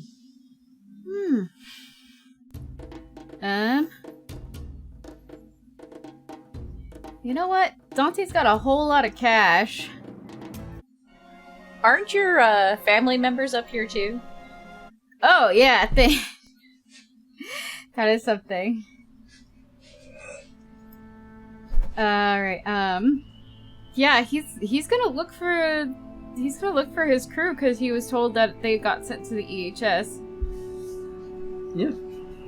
As you find yourself slinking into some of the more very rare few seedy parts of the adamantine bastion, do you happen across with what looks like to be these localized projects of buildings and what seemingly are the efforts of keeping an eye on making sure nobody is causing too much ruckus. You catch these 3 individuals who are currently helping put up a new framing for a building, as Manos is currently, carrying these large pieces of wood, and Helbrum kind of just hammering away at nails and structural benefits, while Gala is currently pointing at what looks like to be the blueprint plans for this building. He's just gonna come run up. It's like, Manos! Gala! Helbrum! As the 3 all kind of look together, you can see as Manos goes and turns, that large piece of wood barely clears the head of some of the more shorter individuals as they go, oh! As you see as he's like, oh, hello! And you see as Helbrum is like, oh, good to see that at least somebody made it out of there alive. And Gala kind of just quickly just walking their way towards your general direction as the 3 come over and meet up with you for just the moment. Oh, look at you. You look so much more fancier. He's immediately going to pick up Helbra, take Gala with the other arm, and then just slam them into Manos, like, into a big group hug. Yeah, it's like, oh, well then. How exciting. It's kind of just like looking down at you, Dante. You see his Helbrum and Gala kind of just staring at you, kind of noticing that this is a much more mature Dante. You see as Gala, you've certainly grown. Well, not just in size, but definitely in design. He's kind of just pointing at what was that old outfit is now a little bit more regal. Yeah, I'm just so glad you guys are okay. No, it definitely took a bit of effort, considering that some of those imperious bastards were trying to come for a lot of our heads, considering our efforts in order to get many of the refugees out of the city, but, managed to slip our way through. I was worried about, because last time I saw you guys, we were kind of bloodied the fuck up. Well, that was definitely some time ago, but, time heals all wounds, they say. Well, funny story. It turns out it was my brother that kicked all of our asses. The 3 look at each other, is like, well, I guess somebody owes us a drink. Well, somebody owes you money. And he's going to give each of them... how much money do I have? Inventory. They're all gonna get 500 gold. Ooh. Oh, okay. Because Dante's a little loaded at the moment. High roller now, are we? Well, I've been saving it. For the most part, till I saw you guys next. And yes, Manos. Well, considering that at least the down payment on this place won't be too expensive now. We're opening up a new place for at least the Silver Smiles, especially up here in the Adamantine Bastion. Of course, we're not in the exact competition well,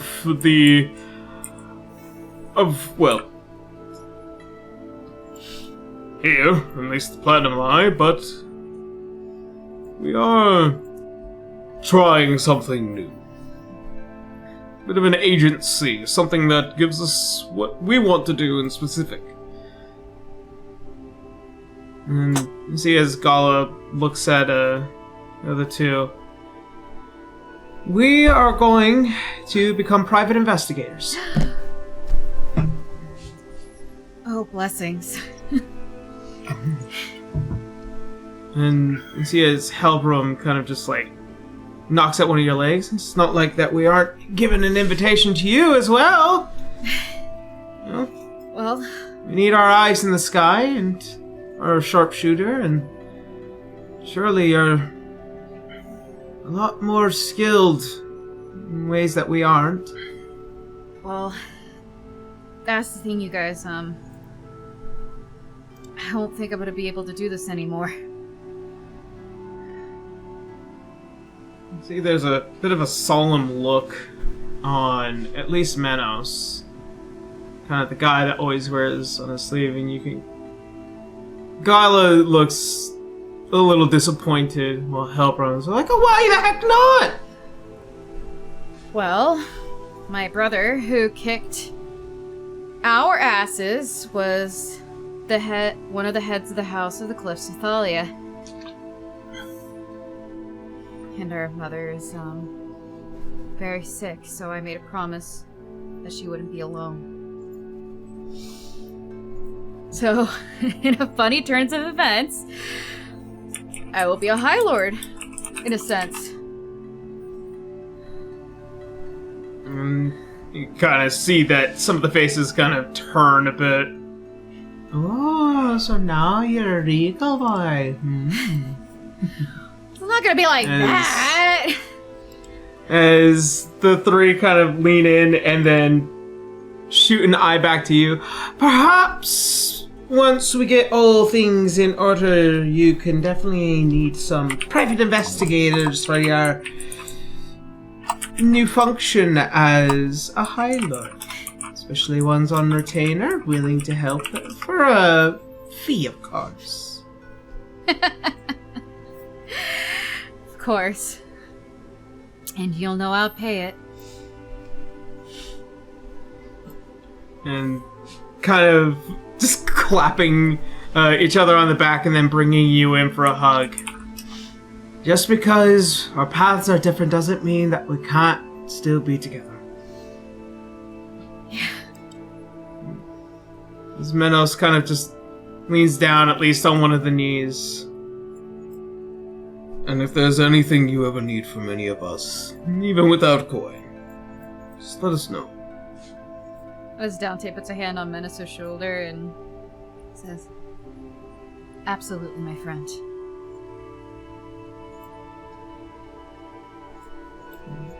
He gives you another strong hug. And there's this level of peace just for the moment. It doesn't come up too often in moments like these.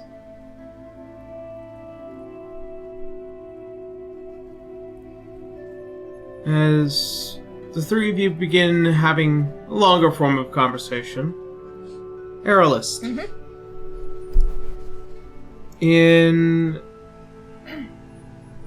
the regards of the conversation you've had with the king, as you begin to view and value this kingdom more and more as time goes on, is there anything you would like to do after a couple of days of this kind of information? At this point, Aerolist is probably starting to feel a little bit of the pressure of the impending fight. And she's wanting to get herself ready. I'm thinking that she's going to spend as much time as she can, probably beating up some training dummies, just to work out that stress. It is with the luxury of being a royal guard that you're allowed to practice as much and as frequently as you like, getting a better handle on your axe and shield.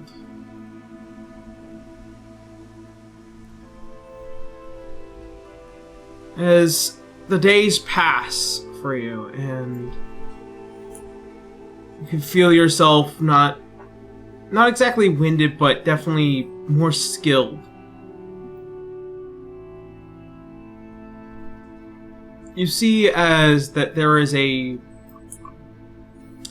a passing individual, man completely draped in red and this long fiery hair, kind of just passes by and even kind of curiously looks at you.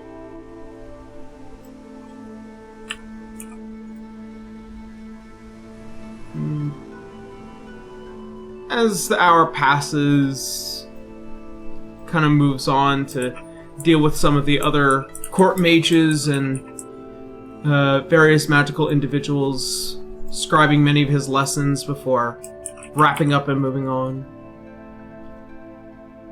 You see as other individuals begin to pass. You see as Benedictus kind of skulking about as he usually does. Not here to really cause any trouble, but he does notice you. And you can see that the intensity of your training does not just brings conversation to their mind.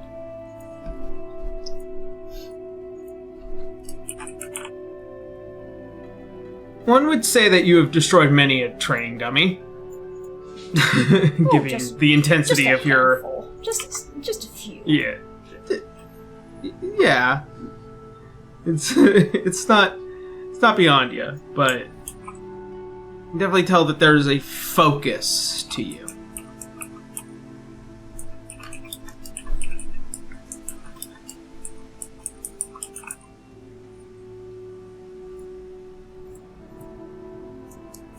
As such, go back to Citra.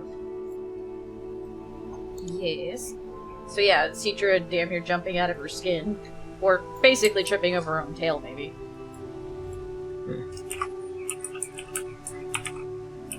As you can see, he's just leaning up against the wall, curious as to...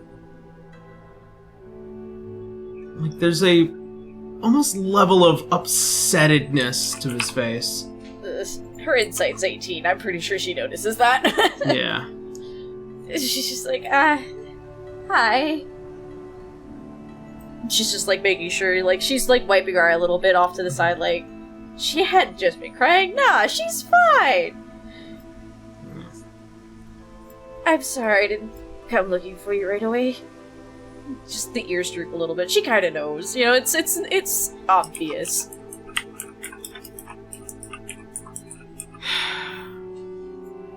I know why you wouldn't. It's just trying to pin you down over these past couple of days is not exactly something I just wanted to do outright either. I know that you were probably dealing with a lot of complicated emotions, given Harleen's description. Oh, she told you. When doesn't she tell me? True. I just didn't want to overwhelm you with those emotions. I think that's something that we should be doing, though, right? It's not something that we actively hide. I guess just bad habits die hard, I guess. I'm sorry, I didn't mean to hurt you like that. I just... Seeing Harleen the way she was, it hit me a little harder than I thought it did. And I can't blame her.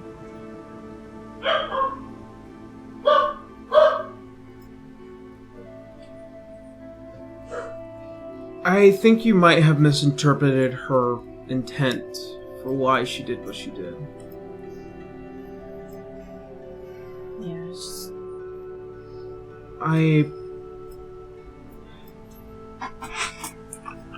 I'm nervous about this myself.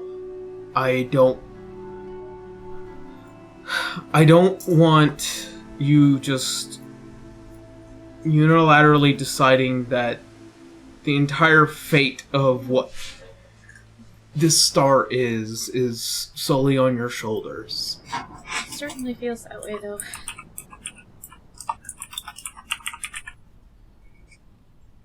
I mean, for all we know, someone else could be dealing with the same problem. Dealing with these exact same emotions. Comes over and it just gets really close, like, not in an uncomfortable way, but like just wanting to let you know he's there. Yeah, she's at that point. If he's standing that close, she's not going to stop. She will hug him. He hugs her back, hugs you back. Same thing. Yeah. Yeah. Listen, it's not the end just yet. And I know why you're fighting for this. And I want to do the exact same thing with you. You up there? Has Harley not told you? The last I heard from Harleen, she went to go spend time with her wife. It's probably because she wanted to tell her No. what she was going to do. Harleen is... she's putting together 2 teams. The 4 of you are definitely one of them. What's the other team? Herself, Haley, me.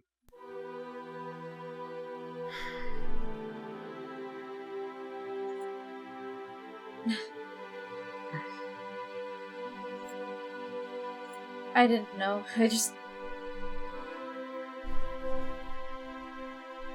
I'm sure that she knows that if she isn't up there with you guys, if we're not all up there with you guys, that we aren't going to ultimately survive. And who wants to go to the moon alone? So... I mean, chance to be on the moon is not exactly common either.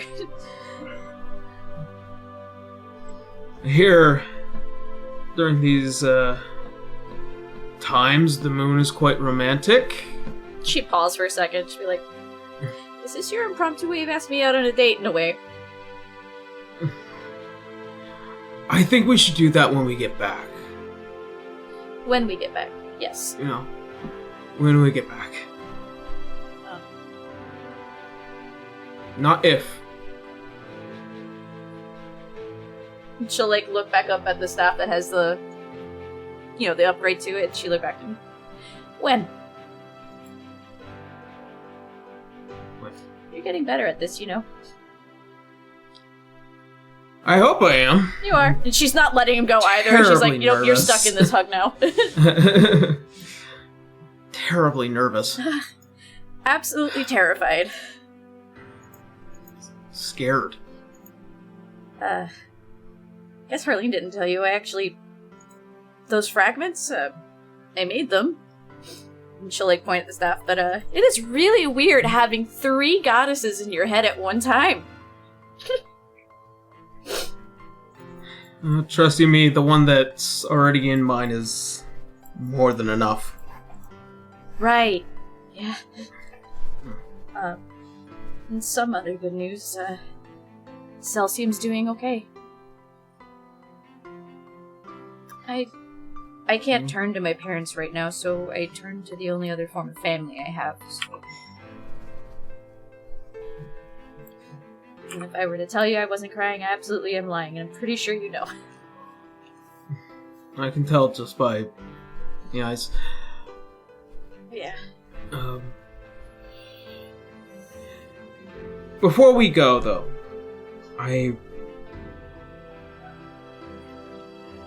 there is at least one secret I don't want to keep from you. This is as trustworthy as I can possibly give to anyone that I deeply care about. So my last name, not really Turner, is specifically to kind of hide away some truths, and of course within my order we like to, keep things as well hidden as we can, but I'll tell you the real name, not just mine, but also my mother's. Oh. Before you do say it, you know your secrets are safe with me. I know. And that's why I'm telling you.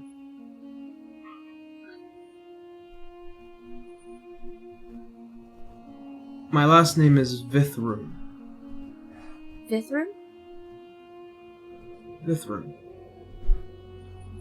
It's a pretty last name.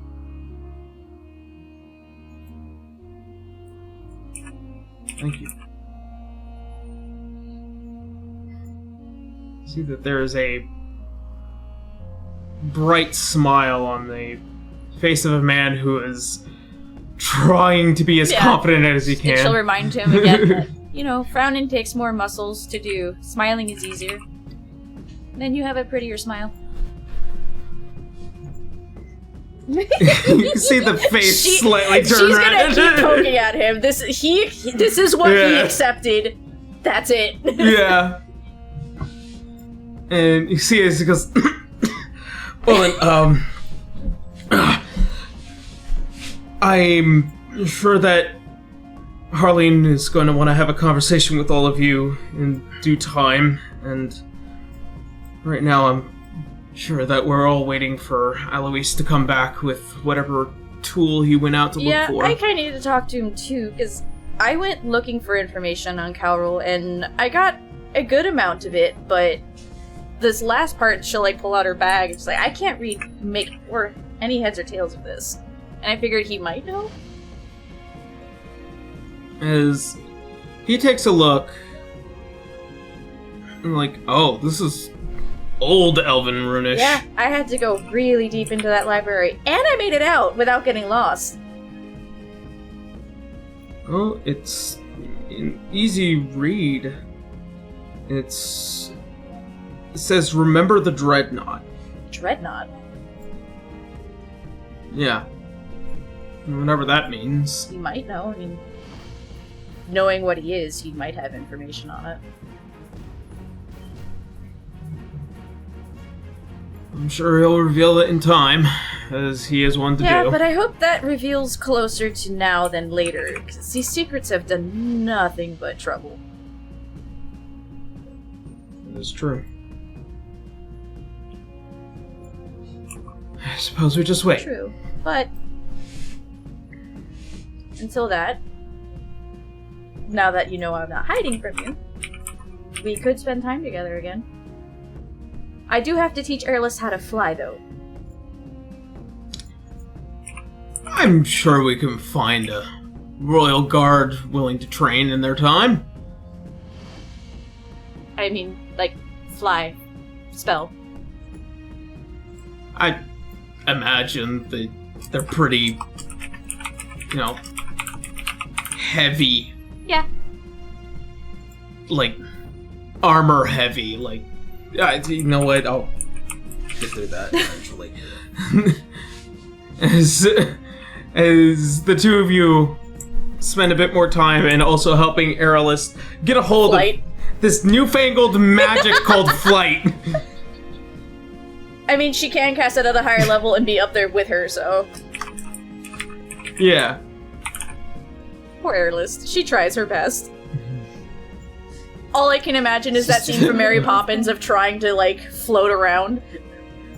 She's just a little bit earthbound at the moment, that's all. Not under that spell, you're not. Are these controls inverted? God damn. Alrighty. Well then. As the days begin to pass, you guys find yourselves out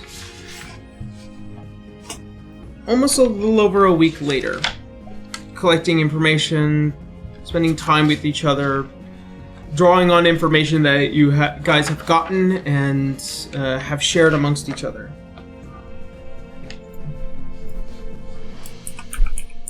As you reach the day of the 11th of Whittian, or the month of Whittian,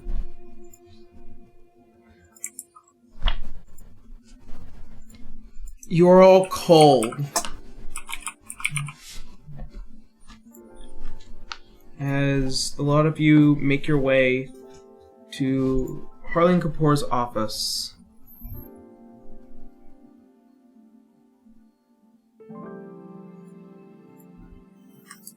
Let's see.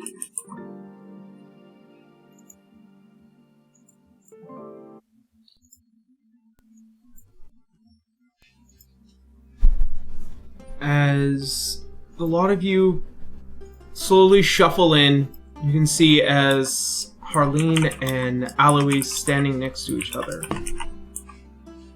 Harleen completely armored and ready for the next leg of this journey.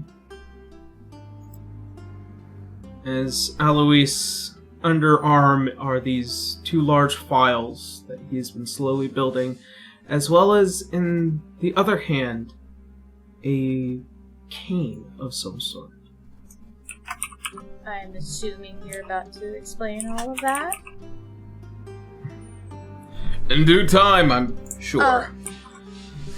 Before we begin, I do have a question for you. And she'll hand him the notebook. Remember the dreadnought? What does that mean? It was me. I looked up information on Carol as best I could. But Dagix helped me translate the last bit. I don't know what that means. I figured you might. You can see as... From your insight, you notice that there's a look from Harleen before returning back to the rest of the faces in the room.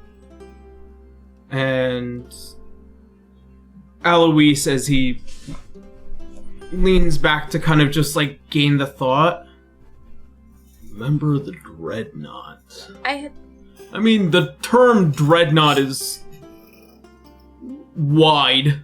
It's large is what they would refer it back to, especially in older Lumerian societies. Dreadnoughts were supposedly massive. But dreadnought is a word, not a thing. Okay. What did that mean, I guess, in this case? This was on a whole thing of information on not just Calrul, but Amodius and Arthur von Druig. And apparently there was 13 of these scientists, and they were all banished. You see that there is a immediate sour look at that third name. Citra is a little confused by it, but that's not the person we're dealing with, so she's not going to poke at that. Yeah. The concept of a dreadnought is, again, you have to look at something that's bigger than big. You know, it's hard to tell what any of the thoughts of an old dead king are, unless we reach beyond the veil.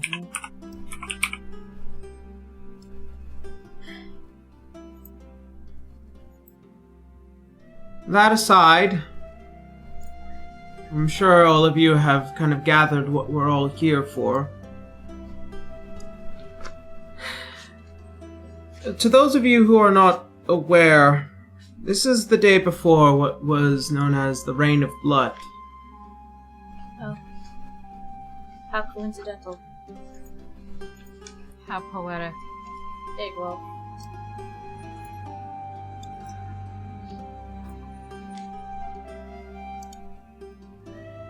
It is in its own way, I do understand poetic, yes, but this will also mark a decision. As old legend have told that there were those who rose up to the occasion and decided to defend those who could not defend themselves. And that lineage goes long. Looking at you, Dante. Those who made decisions like that are considered to be old folk heroes. Nobody will know exactly what it is we will be doing on these next few days. As far as what everyone will end up being aware of is that the night will quietly be a blood red before silently returning back to the dark.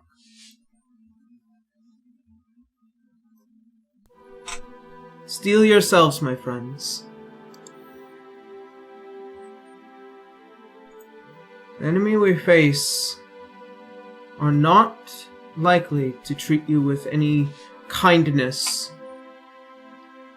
nor will they invoke a wisdom to turn you away from their volatility.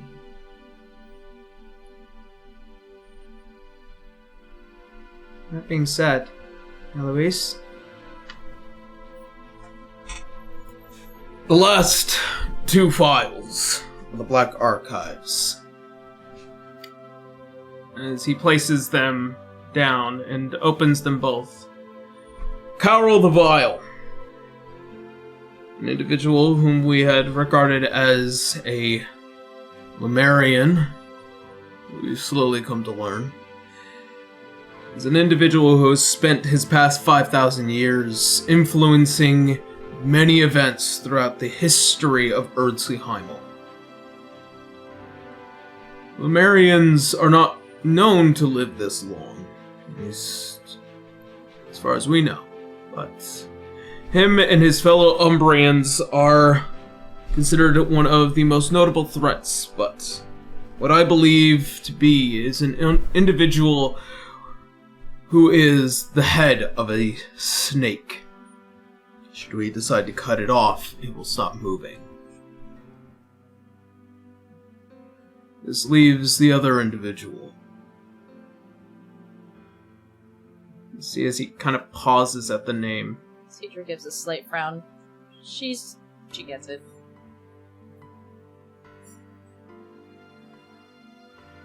Igwolf, the Witch Queen. A sorceress of Eld and a former member of the Farcloud clan. Her main motive is to cause an immense amount of suffering that she believes is due justice for mortals, especially those of Wallenstein. Should she have her way, and whatever machinations that are of Carol the Vile, she would see that his efforts would mean her work complete. I'm not sure what she would do after that, but she will most certainly stand in our way from him. It's true.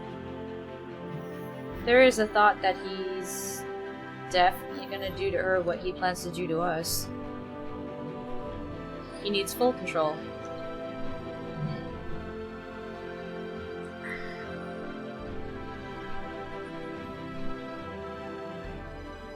As you can see that there is a notion amongst the room that this is well agreed upon. So, our first method is to get to the Tower of Nox. Hopefully, she'd be more than willing to let us in, given her propensity for mortal kind is rather negative. So If we manage to... we have to convince her not to let us in.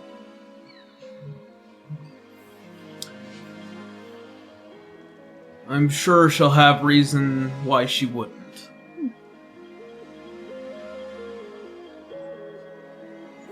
That being said,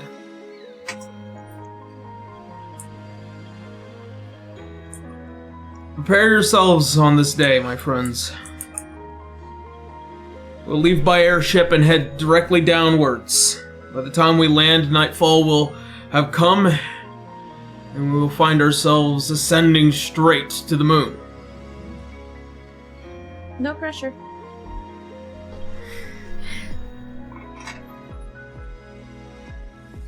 As you see, as he finally steps away, Harleen looks at the four of you. Well, three of you in particular.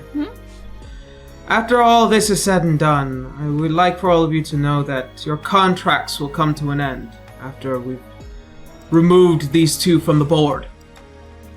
Whether you intend to stay with us or to spread your wings out into the world are up to you. But I would like to thank you all greatly for your service. The EHS was better for it.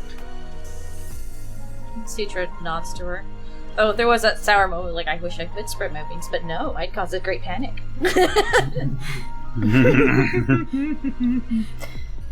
Only among some circles.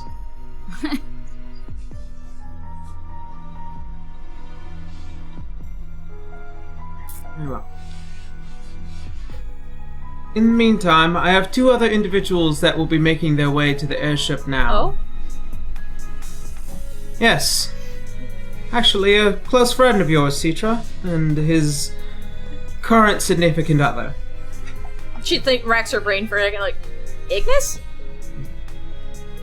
Yes. I thought he was done with all this.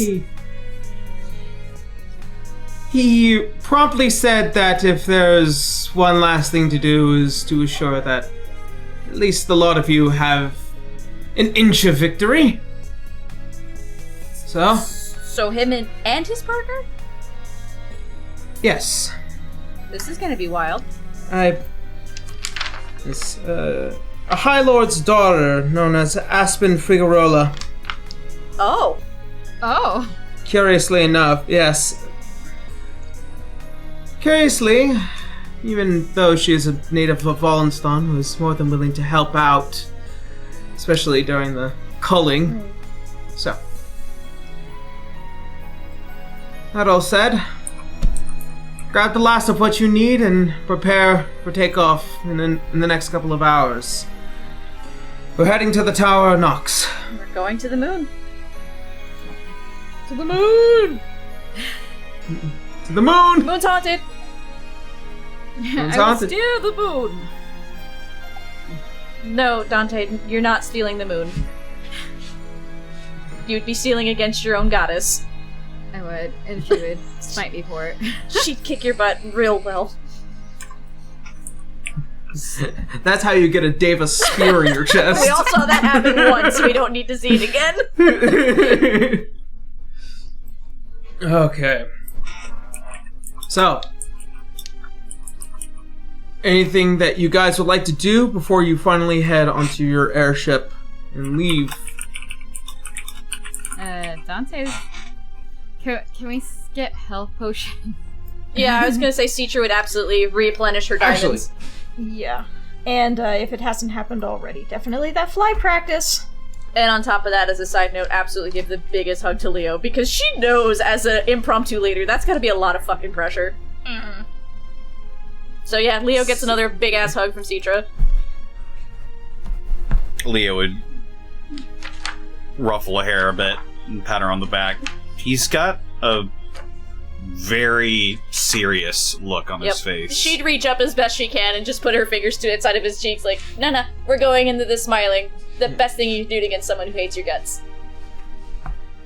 Aerolist, something of an interesting shipment has come for you. In preparation of this day. You receive a case. What you see are these three different kinds of glass vials. 1 really big one, 3 slightly smaller ones, and then 4 very much smaller ones. All right. So the first one is a potion of supreme healing. Okay, That's let the me big find one. that here.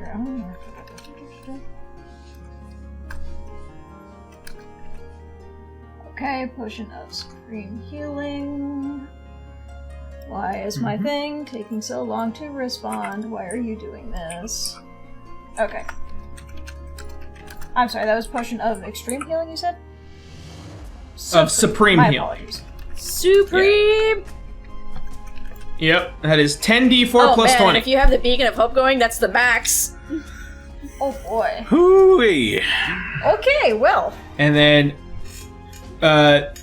you also get 3 superior healings. So that is 8d4 plus 8. Okay, I'm trying to take notes of all this. This is the room before we go into a boss fight.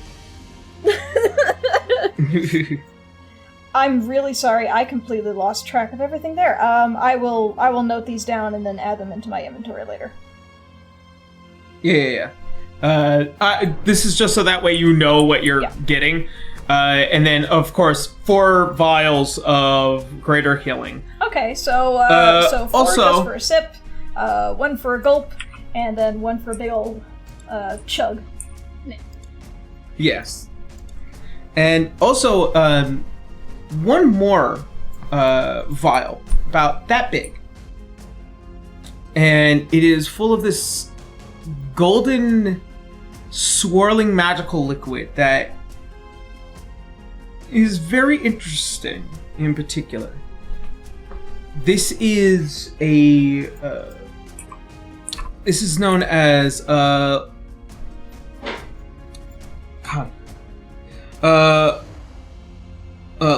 Luck. Ooh! Lux Luck. Ooh. Okay. It is... When you drink this, you basically roll 2d20, and you keep those 2d20 on you, and you get to decide when to use them. Nice. It is basically the divination wizard's main ability, but in potion form, and this is very difficult to get a hold of. Airless looking at this tiny one, she's like, ooh. Yeah. On the box is left a single letter, and written on it is, "To the best of luck, and I hope to see you back along the guard. Canis Metilius. Aww. With love, Helena Metilius." She always has to one-up the husband. Just very blunt, Canis Metilius. I love you more. With love, Helena Metilius. Airless would look at this case like it was a very precious thing, which it is a very precious thing to receive. Yeah. And she might wipe a little tear, just like, oh. Citra's busy making sure her big brother, Leo, and her little brother, Dante, are good to go. Gotta spread that sunshine somewhere, you know?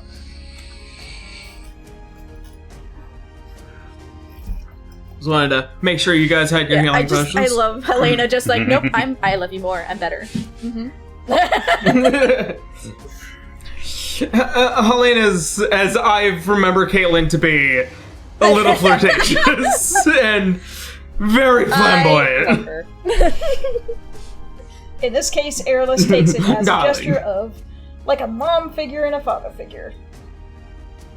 Oh, yeah. I mean, they are a mom. They are. They are, but... Alright. So with potions in hand, anything else that you guys might need? Citra would just want to make sure she has her diamonds ready to go. So I'm assuming it's just, I can just take that out in a second. Yeah.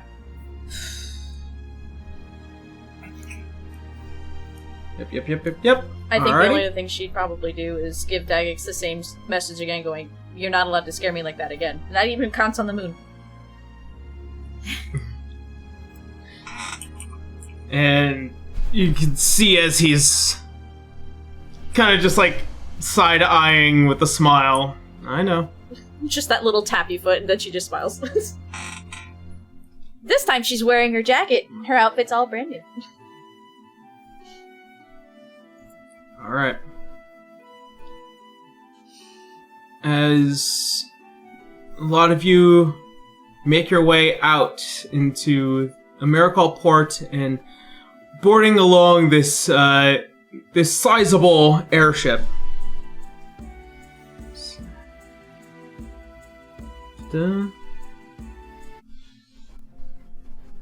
As you all begin to enter the ship, you see as Ignis standing there, arms open wide. Teacher gives him an immediate hug. She's like, I'm so sorry for this. And just like hugs you back. I'm so sorry for the scare earlier. Oh no, you're absolutely fine. Oh, that was weird. Well then, we're going to the moon. Yeah. Isn't that weird? Moon. Well then, oh, by the way, I wanted to introduce my beautiful and wonderful girlfriend. This is Aspen Figueroa. Like, hi. Tiny Hello, wood everyone. elf, long as shit Yeah. blonde hair, very gothed out Raven Queen attire, with a giant staff of frost. Yep. And as she's just waving, it's like, so these are the guys you talk about a lot. And like, yes. The small blue one is like you and me, but more condensed in a particular way. Cedra confused. What do you mean condensed? Is that a short joke? Like condensed. Yeah, like condensed, you know. Condensed and blue. and you can see as Harleen kind of passes by, alright, big boy, come on. As managing to push the two into the ship as a lot of you get tied down and prepared for takeoff. As a lot of you hear the hum and roar of the magical engines that create these airships. You see as you are lifted off from these chain basins that create the holding for these airships. As you manage to just come up and around the Adamantine Bastion as you guys had moved much closer to the Bourdain Canyons. As you descend lower and lower over the course of the next several hours. You see as Alois Azure kind of just staring at the tower at the helm of the ship. Just patiently waiting for what's going to happen.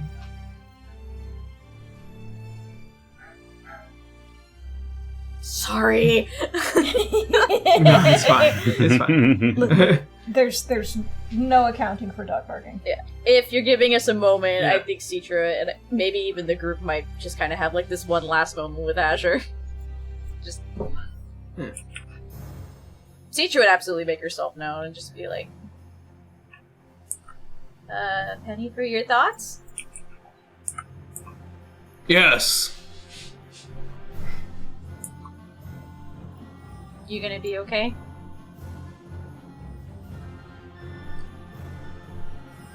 I am as okay as I can be. I've assured many of the things that needed to be accounted for are already done. I've prepared the Black Archives and whatever might happen next, and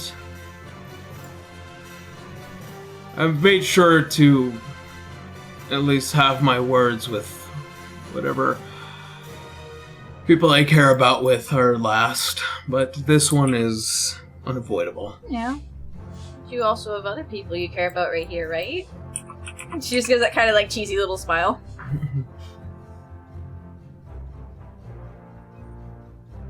Over the course of the past 50-some-odd years, I have bore witness to each one of you as younglings.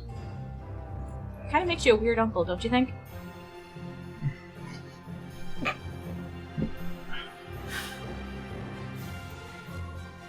I simply just wanted to assure all of you were safe, happy, and healthy, but You and I have to recognize that the forces of, whether you call it fate or destiny or whatever it is that this world likes, life would like to call it, there are things that we just can't simply avoid any longer.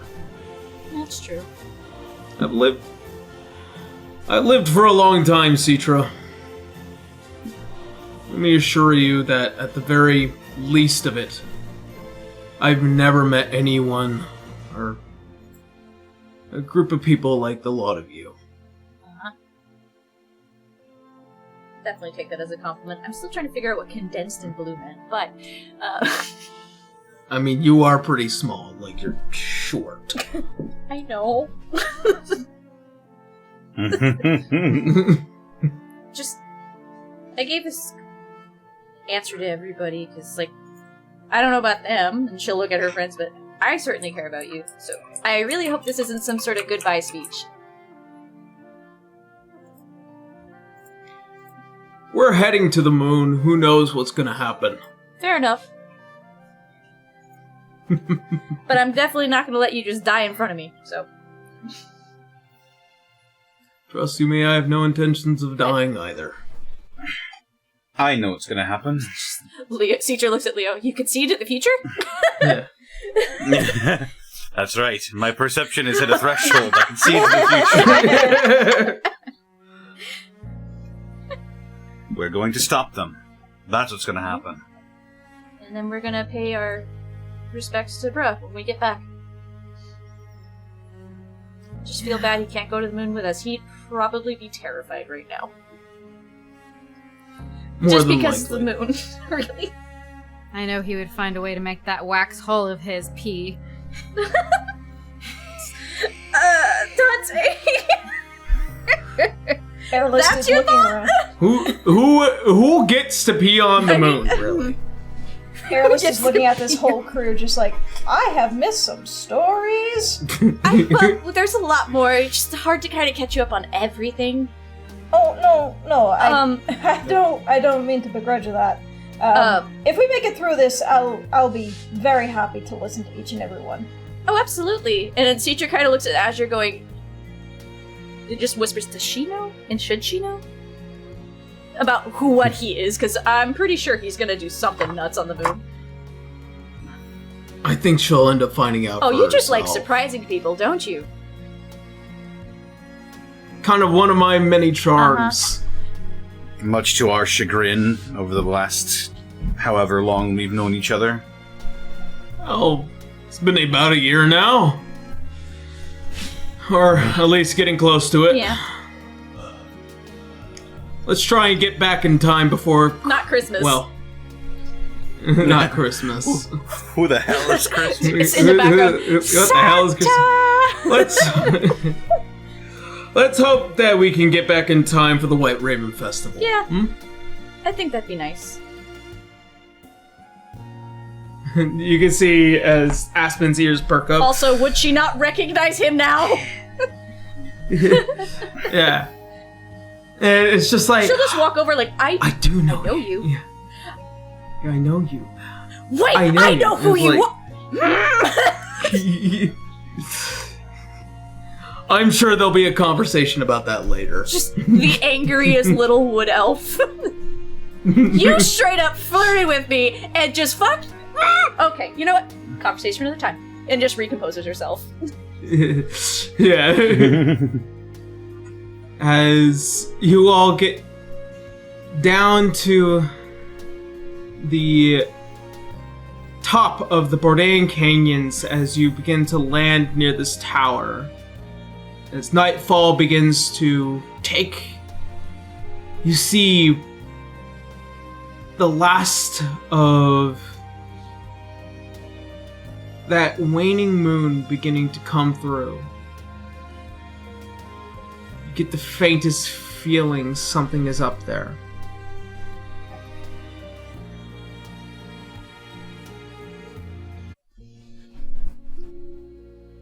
As you stand at this perfect and unscalable tower, you see that there is a blackened entrance at the front.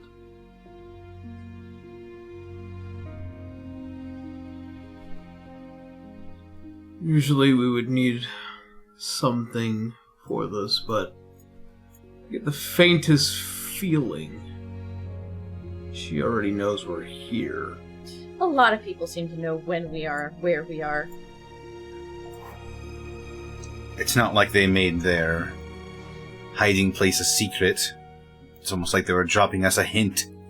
They wanted us to come. That was actually Sahani dropping the hint.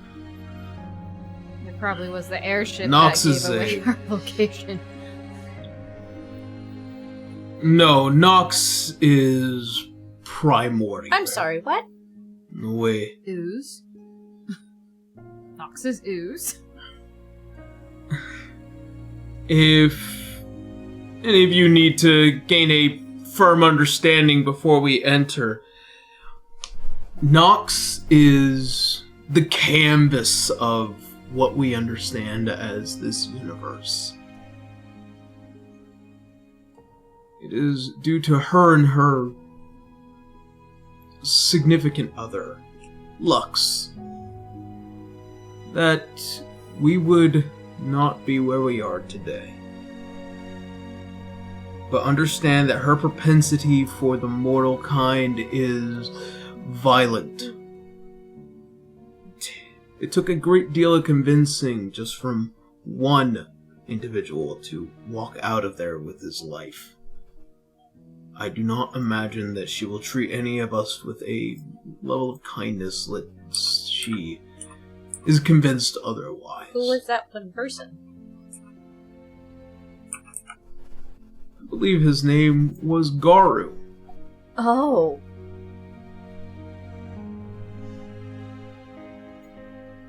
Rest in peace, Garu. Whatever you do, whatever you do, take to heart what wisdom she might have, but do not offend her. Okay.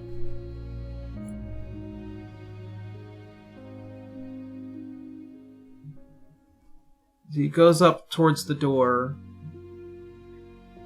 and you hear him whisper some words. This pure, blackened door. As a lot of you standing there, as the door just barely cracks open, you feel as if time itself ceases to move. The wind pauses, the room temperature drops to a bloody cold. And then there is this seeping shadow that takes you all from your feet and pulls you in. Almost as if you're thrown into this endless basin of black and darkness.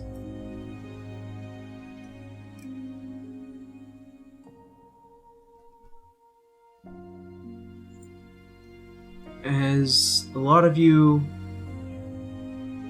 begin to finally get some semblance of sense, hearing, touch, smell, taste.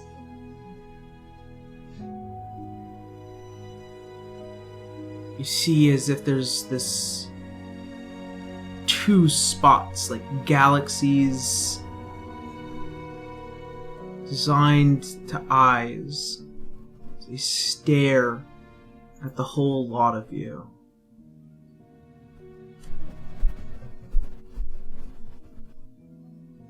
Mortals, opening my door.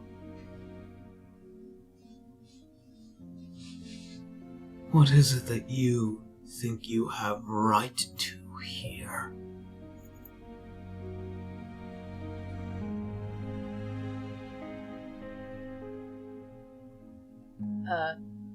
You feel a faint rumbling around you, almost as if a level of impatience.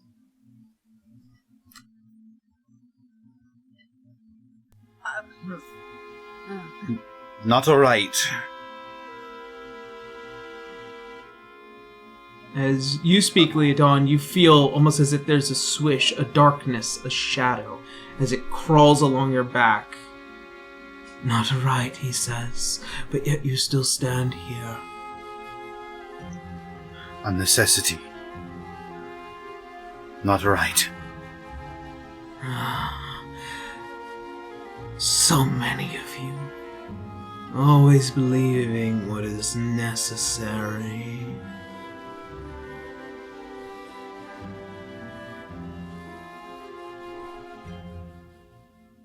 Mortals always believing their existence is necessary.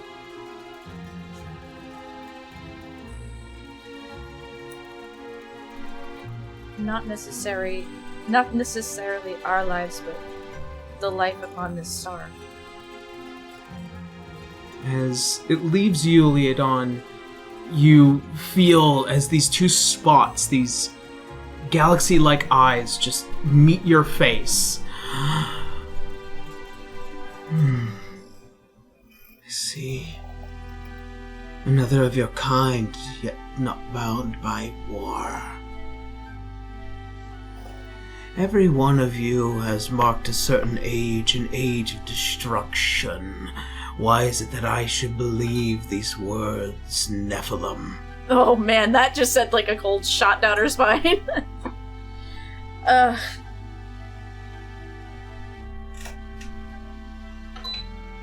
a stranger to you, so what about that? All I can say is what I believe, what I feel. I want peace, but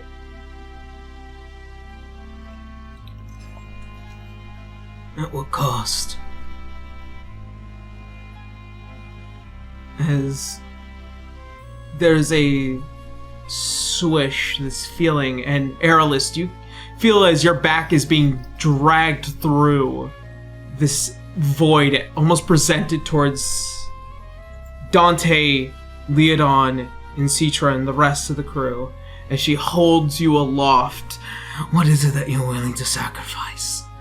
What would you be willing to give for your existence? And you can feel almost as if something crawling along the bottom of your chin, Aerolus. Would you be willing to give up your lives? Would you be willing to sacrifice each other for it?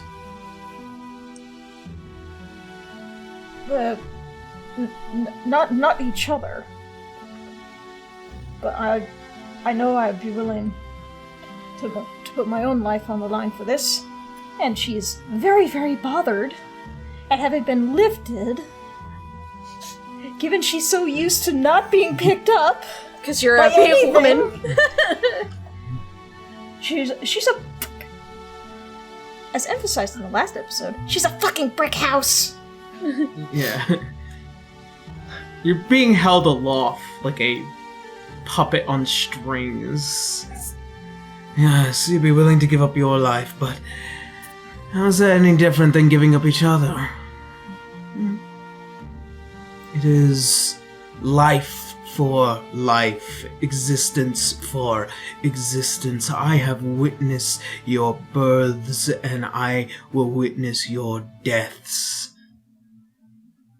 So what is it that makes you mortals deserving of either? I hope...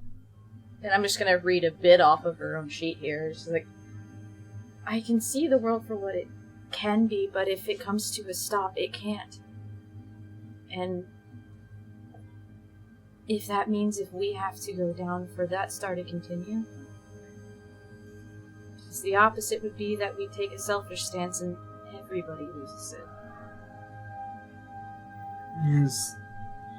There is a rush back to you, and Aerolus, you are dropped into this solid ground beneath you, leveled with everyone else.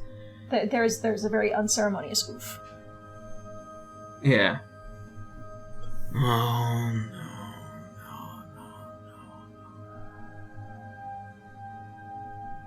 You do not understand, do you? Maybe I don't. If this world ends, that's just one. We will continue on within this universe. Another will be made anew, another reflection, another wheel. Who's to say we can't fight to continue our own? You were so convinced that you deserve that existence. But by right, it is up to me and my other. A lot of you all feel chained, yet you seek no effort to break them.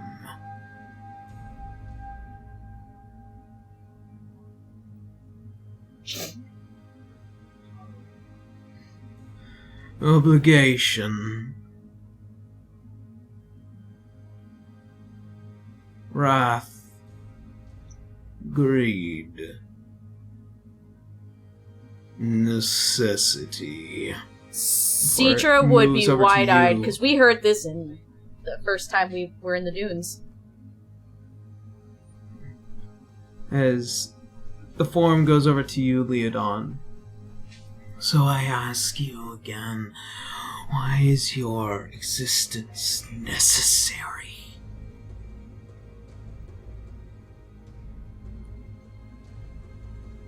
You are a speck, a whisper.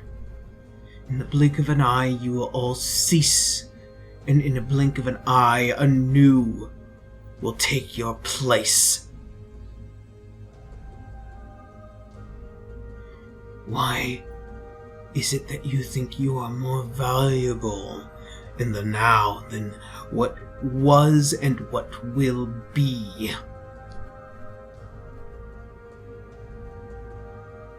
Kindness. Is you almost hear as if this crack, this neck snap towards you, as these eyes slowly make their way and enter your visage. Kindness can cease. For is it not cruelty that you are all here before me? If we stop existing, sure, you'll wipe out all cruelty. But kindness will go along with it.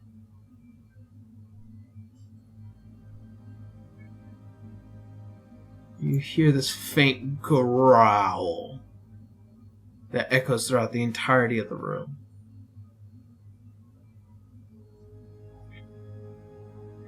Kindness. You see, so many people like to focus on the cruelty that befalls everyone. The war, the death, the stabbing of backs. But in those instances, you really appreciate the little instances of kindness. The laughter at a joke at a very inappropriate time. The being there for somebody in their final moments as they seek peace in a lonely world.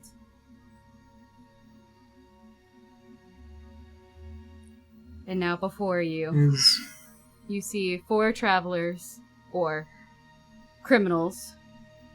Well, 3 of us Try- were. Well, 3 of us, trying to save the kindness that's left on this star.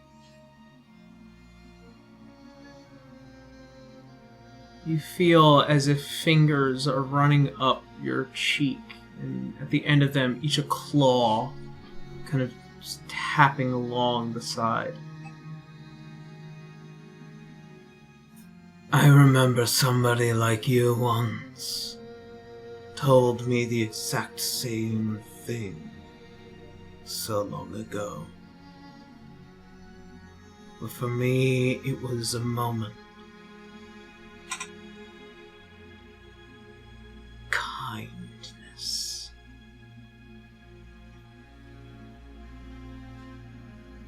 Amorphous and varied.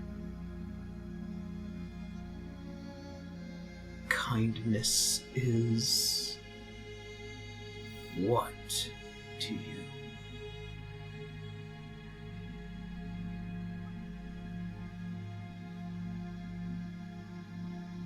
Saving those who saw us criminal.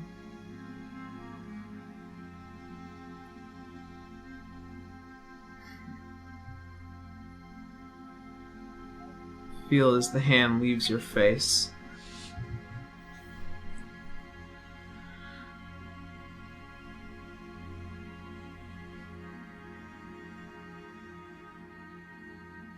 I will answer a single question.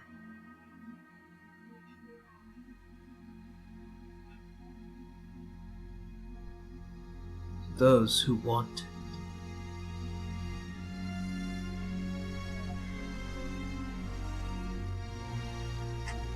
I'm a little confused. What it? Sorry.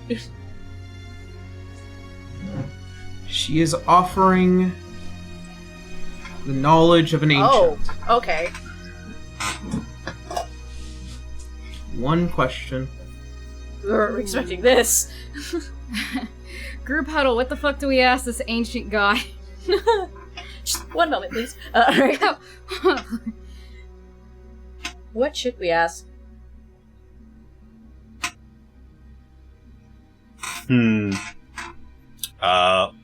What's on the dark side of the moon? Is that the one question that wasn't answered? Or what that energy is on the moon? True, all we know is that the energy is there. We don't know what it is.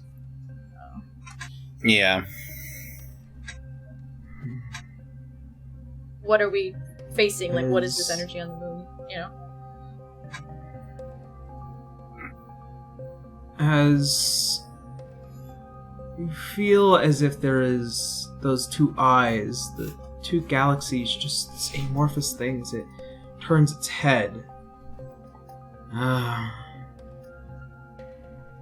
A gift I left behind when I first came here.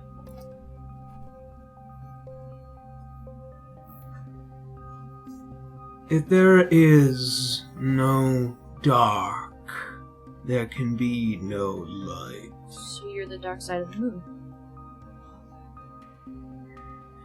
It is all of darkness. The night sky is mine, the dark side of the moon is mine, and as a gift, I left there a citadel. A citadel. Oh. What would be this? Jade. We lost Pause. him. Oh. Yep. It's fine. And from there,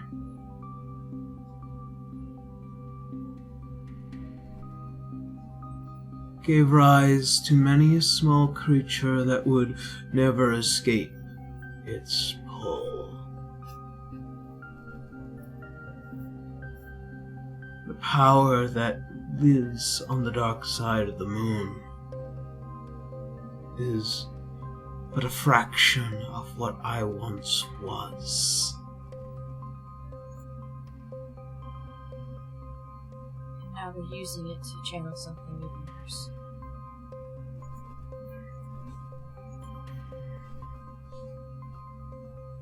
She didn't ask it, she just stated it out loud.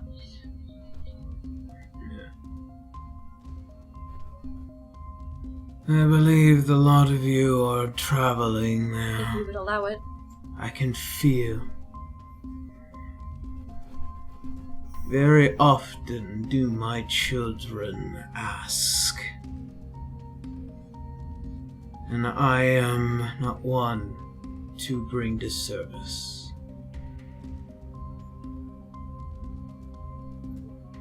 I will guide you there. But understand, the darkness can be quite blinding. Understood.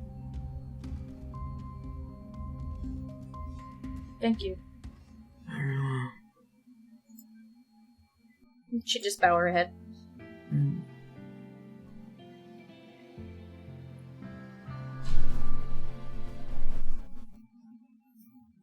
as the lot of you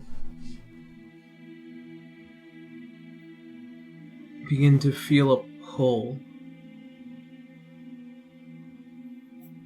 This emptiness as the room begins to fade from this blackened void to a blinding white, as there is a single creature just sitting at the end of it, like a white throne. It's this black blot.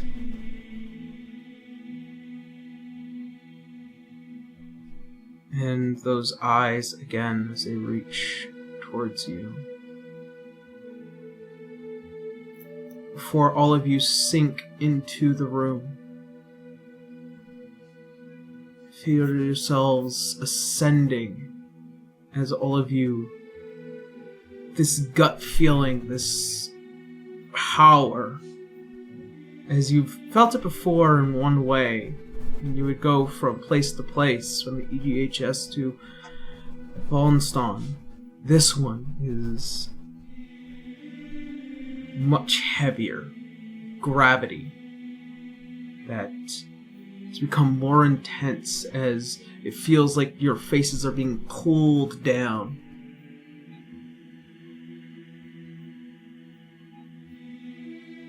And before you know it, you find yourselves standing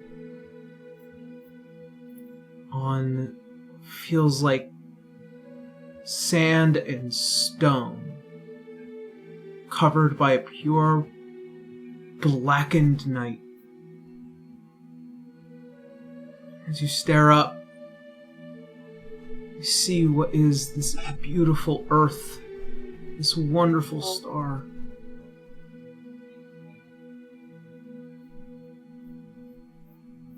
As the lot of you are standing on the edge of the waning moon, as the light ever creeps further, and just beyond the darkness you see this citadel.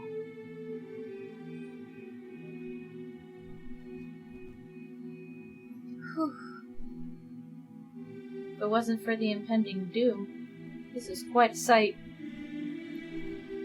I'll say, goodness. Leo looks down at the star, our world. This is what we're fighting for. And he lets out a snort, and he sort of looks into the blackness that surrounds it. I'm not that good with words, so it took me a while to think of them. Oh? Our lives may be insignificant. They may not live up to your lofty standards. But they're our lives, and this is our world, our home. And we can't step by and let them be destroyed. I'd say those are pretty good words.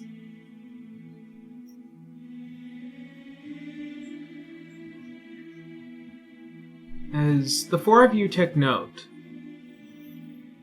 that your other allies are kind of just strewn across here as they're coming to their consciousness of who they were just dealing with. Oh!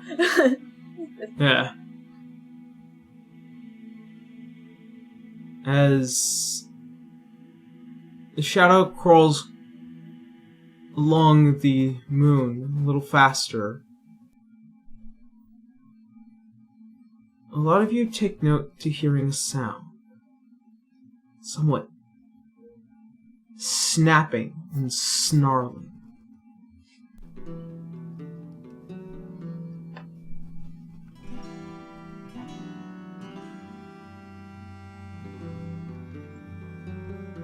Snapping and snarling on the moon.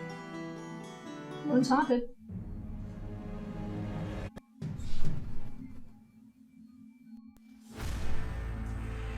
Oh boy. As the end of the light of the moon comes to an end, suddenly you feel as if you're surrounded by something. As it just barely swishes across all of you. And then it quickly moves from left to right, and then bolts towards you and then breaks off.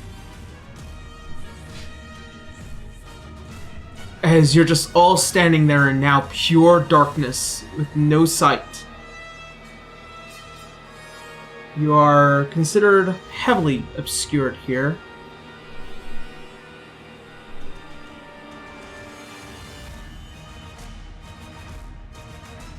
Anything that you would like to try and do? We're heavily obscured. Mm-hmm. There's no light here whatsoever. There can be. That would be Citra. Okay. As you tap your staff across the ground, and as you bring a light, you can see sitting in front of you is this elongated, almost shark and eelish-like creature with these bloodied red eyes. Snap her wings out at that point to blind it. Just like, yeah. As it is not alone, as there is another that kind of crawls along the back, and a few more beginning to enter this space. And with that, we'll be figuring out what you are all fighting next week. Moon's haunted! Yep. The moon is so fucking Who let haunted. this go unchecked for so Moon's long? haunted. Who do we complain to? These are creatures that can only exist on the dark side of the moon. Mm-hmm. So, that's where we're going to go ahead and head on off for now. Ooh. As we're going to go ahead and quickly jump on into some announcements, and then come on back for what will happen next week. Whoa. Alrighty, so first and foremost, I personally don't have any major announcements currently as standing. Constantly working on something, trying to stream, all that fun stuff. So if you guys are interested, please do go check out social media. Keep up with me in every which way that you possibly can. I hope to see what we do in the next couple of weeks. But yeah, that's me. Blue, how you know? We're on the moon. The moon is haunted. Hi, it's Blue Kazunata. You can find me on both Twitter and Twitch with that name and many other places. Anybody else is a liar. Anyway, not so much going on. I'm about almost done with that thumbnail. I'm so sorry. Hopefully by the time this comes out, it's already on this. So, this is from the future. My commissions are actually closed out right now. So, yay, pat on back. I also play Aspen, by the way. She's back from that one shot, y'all. Yeah. Boy, another shot, another Divine Soul. But yeah, not much else going on. I'm just sorry things are a little slow, man. Just, summer's busy. All the time. I'm also now 30. Yeah. I am now elder. Yeah. Anyways, not much else. Connor, you're it. Powerful eldritch. I am an eldritch millennial. Mm-hmm. Your turn. Yeah. They can find me on Twitter, Twitch, and YouTube.com/Distortion Devil. I stream Tuesdays, Fridays, Saturdays, and Sundays. Playing through Yakuza Like a Dragon right now Nice. on Saturdays. Pretty Ooh. interesting stuff.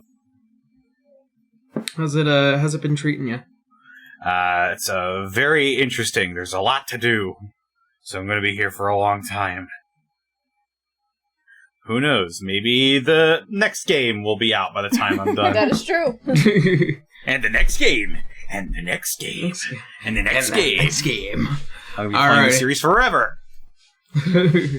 Alrighty, and I know Desi had a bounce because of time, but Kendra, how you know? Nothing new on the books for me.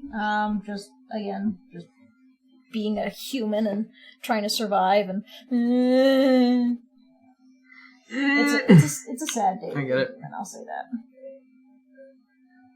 I get it. But other than that, Alright. yeah, just vibing on my own thing. You can find me on Transient Day pretty much anywhere except for on Instagram, because that is not me. So, yeah. Alrighty. Well then. That being said, I don't think there's anything else pressing. Not to my knowledge. Moon's haunted. Okay. It's It's so haunted. fucking haunted. Well then. Thank you all so very much for watching. Thank you all for hanging out with us. Please do be safe out there. We love you. And as always, see you next Sunday. Bye. Good night. Bye. Bye-bye, everyone.